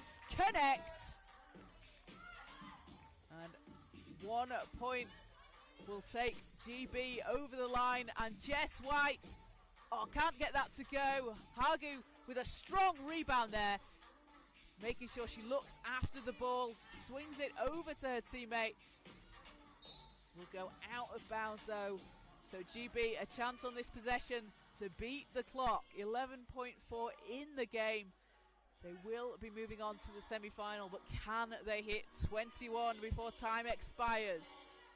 English to Love. Love stops, spins, it's short, and Hagu takes the ball out of the air. And that will do it. Congratulations to Great Britain. They are moving on to the semi-final tomorrow at 12:20. They will be playing either Canada or South Africa. You can find out who it will be as that game is coming up right now as the teams get ready to take the floor. But congratulations to GB. A big win for them over South Africa. And South Africa, they will go again tomorrow in the placing games. You have seen the potential out there on the floor. You've seen the talent that the team has. Ongezwa Hagu is going to be giving teams nightmares on the boards for years to come. The way she's able to keep those rebounds underneath the basket, gets it over to her teammates. A lot more to come from this South Africa team, and you can see them again tomorrow in the placing games, which will start off at 9 a.m. tomorrow. So next up, in the last quarter-final, to find out who will be facing Great Britain, it is Canada and South Africa.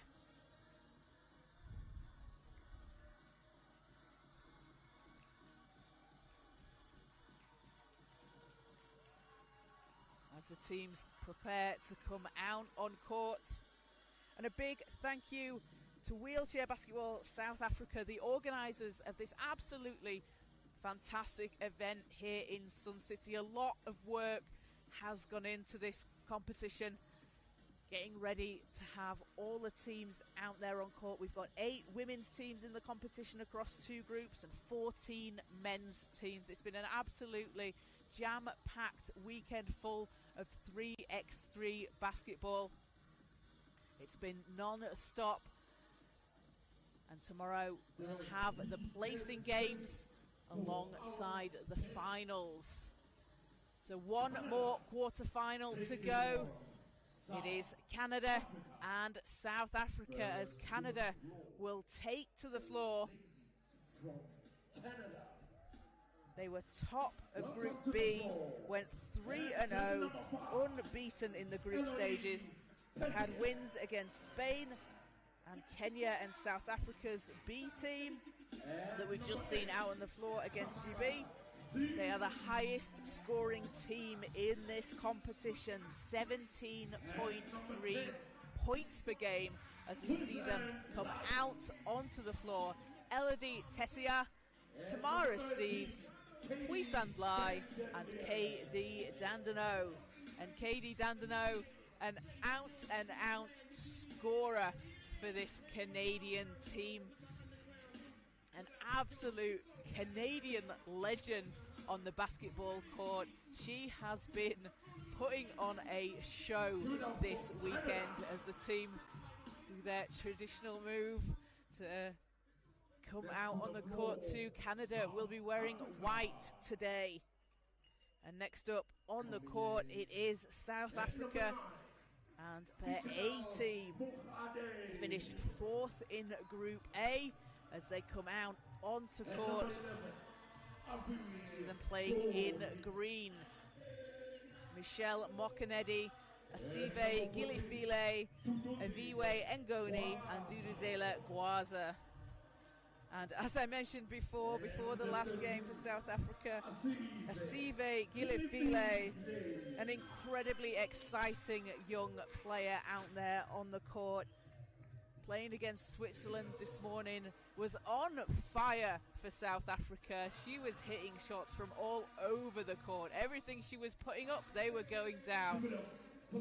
Scored all 4 of South Africa's points early on. And certainly a player to watch in the future. So for the tip, we don't have a traditional jump ball. We will have a coin flip to decide possession, and the winner decides whether they want to take the ball now or whether they want to leave it and take possession in a potential overtime situation. And I have to say, you very, very rarely see someone say, no, we're going to wait for an overtime possession. Teams generally, 99 times out of 100, want to start with possession. So teams out on the floor in the final quarter-final game. The winner of this game will be playing Great Britain tomorrow at 12:20. And it will be first possession to South Africa as the ball is tipped. Mokanedi keeps it alive for South Africa. Using the screen from Ngoni. Mokanedi shots up and, oh, it looked good from here. Won't go though as Steves finds Dandino. And Dandino fading away, sinks the shot, doing what KD Dandino does best, scoring the basketball. She can score any which way she wants for Canada, all over the floor. An incredible player out there on the court. As she will take it for Canada. Dandino. Dandino on the baseline, double team, gets it to drop. And a 2-0 lead for Canada. Mokanedi. Gilifile doesn't fall, chased down by Dandino. Dandino, oh, has space, all alone to the basket, unopposed, scoops it in. And Mokanedi will have it for South Africa. Gilifile. As a foul is called.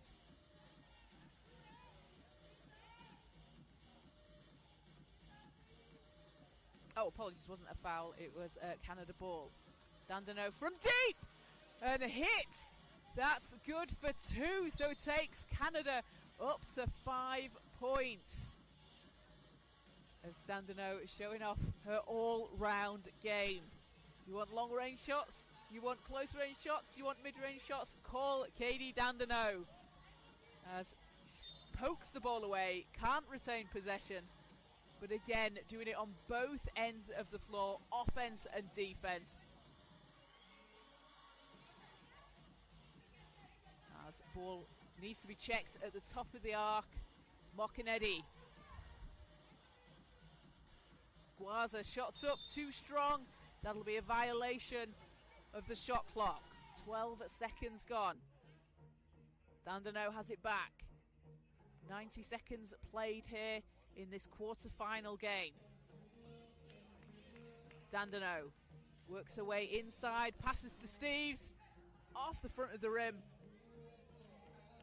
As Mokanedi chases it down for South Africa. Gwaza under pressure from Dandino. And you see Dandino sits very high in her chair, has a player with a really long wingspan, just able to use that to pressure her opponents on offense. Makes it really difficult for players to shoot over her, and then uses that to her advantage when she's on offense. under the basket, able to reach high in the air to get that high start to her shot. So a 5-0 lead for Canada here, 8:10 to play. Tessia with the inbound. Tessia from the elbow, hits! Takes Canada up to 6 points. Gwaza back to Mokinedi. Mokinedi. Gwaza with 1 second, puts it up and gets the roll! Dudazila Gwaza with time running down and such a difficult shot gets South Africa on the scoreboard.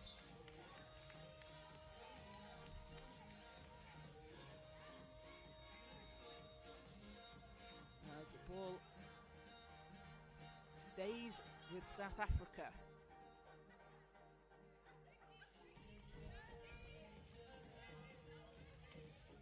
Mokinedi against Dandino, looks for some space.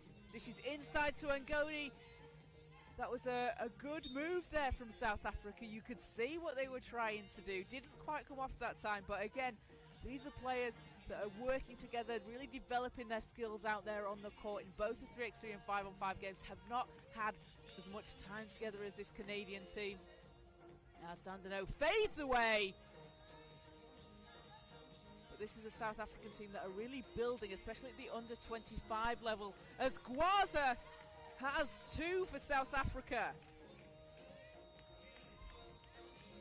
Tessia looks to answer, doesn't get it to fall. Gwaza with a rebound. Back into the hands of Gwaza. That one's short. But Gwaza, a player that was named to the All-Star 5 at the 2020 Afro Paralympic qualifiers. One of the players out there that isn't playing for the under-25s team, an experienced player out there on the floor for South Africa, as we have a timeout called. So a 7-2 lead for Canada over South Africa in this quarter-final game. The winner will move on to face Great Britain tomorrow at 12:20. Placing games also taking place tomorrow as we start the action from 9 o'clock on the IWBF YouTube channel and right here in Sun City. So Canada basketball. Dandino will take it from the top. Dandino from deep, off the back of the rim, and Gwaza with another rebound for South Africa. As shots too strong, Dandino finds Tessia. Dandino on the baseline, connects. 8-2 to Canada. Mokinedi. Over to Gwaza. Gwaza puts it up, won't fall. Tessia into Dandino, and Dandino fouled. And you can see there, she wanted that and one call. She's saying to herself, I wanted to make that one. But Dandino has a chance here at the line. A 2-time Paralympian, playing in Paris last year, where she led the competition in steals and was second in points per game. A huge 23 points per game as she hit Canada's 9th point. And Gwaza for South Africa. 5 seconds. Gwaza and Ngoni alone underneath the basket. Banks it in. And then Ngoni takes South Africa to 3 points. Tessia finds some space. Up and doesn't get it to drop. A foul called. So 1 shot to come for Canada and Tessia. Tessia, a back-to-back gold medalist in the CWBL, the Canadian Wheelchair Basketball League, at the Women's National Championships in 2023 and 2024, playing for Team Quebec. She was named to the tournament All-Star team in 2024. Sinks the free throw, and it's a 7-point Canada lead. Mokinedi Finds Gwaza. Time running down here. Some strong defense from Canada. Stopped South Africa getting it inside the arc. As Puissant Lai into the game for Canada, and she is a really tenacious defender. Watch her out there on the floor. I've used the term before, but she's a pesky defender on the court. Really going to make it difficult for her opponents as Tessia from the elbow, and it's an 8-point Canada lead. Gwaza against Dandino. Dandino blocks the ball, steals it. Tessia to the hoop, finishes. And Canada on a roll here as Mokinedi looks to find some space. You see Tessia able to match the movements. She's so quick on defense, Tessia. And Lai for Canada. Going baseline, has space for the shot and nets it. Puissant Lai, the two-time Paralympian, out on court, off the bench, scoring the basketball. And a substitution for South Africa as Asive Gilefile back into the game.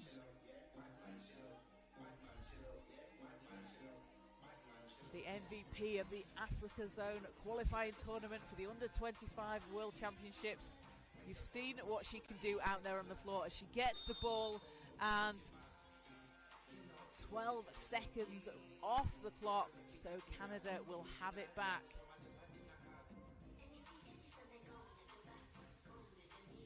.4:34 to play, 13-3, Canada lead. Dandino backing down. Oh, a tough shot from Dandino. There's Gilefile. Works for South Africa. Mokinedi needs some help, swings it round. And that will be a 12-second violation, but you saw there Gilefile. That was a really difficult pass to catch. She did catch it, but the shot clock had expired. But you can see, again, the hustle out there on the floor from South Africa, really going after every possession. As Dandino dishes to Tessia, back to Dandino, space at the foul line, off the rim. Ball's loose, and on the floor, a jump ball is called. So South Africa will have possession after this timeout. So just under 4 minutes to play, 14-3 Canada lead here in this quarter-final matchup.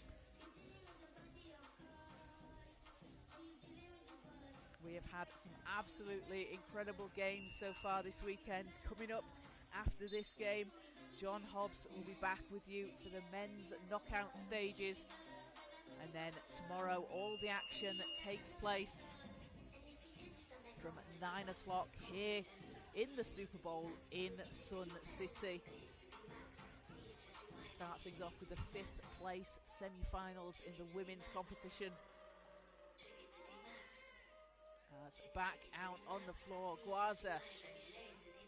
Time running down, shots up, and too strong off the back iron. Dandino over to Lai.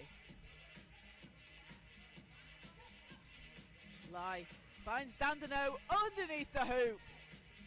And Katie Dandino continues to pour in the points for Canada.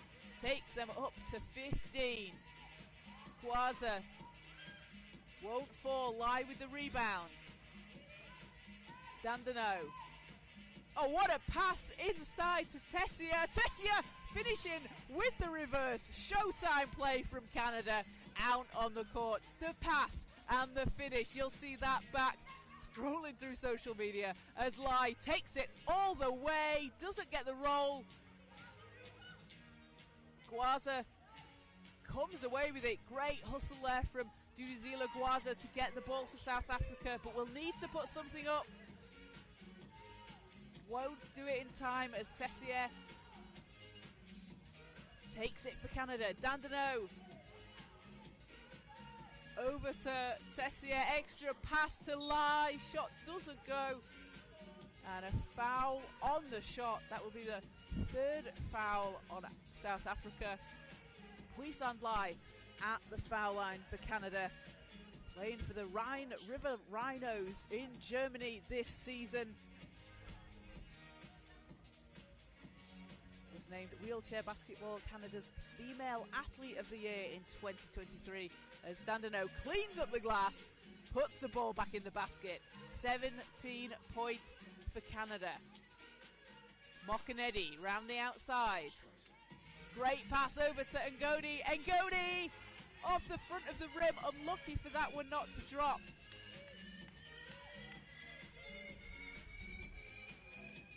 Dandino to Lai. Under the hoop. Gets it to go. And Canada 3 points away from 21. As Dandino takes the ball away. Tessia under the hoop. And Canada up to 19 here. Mokinedi over to Gwaza. Gwaza defended by Tessia, and a travel called against South Africa, so Canada will have possession.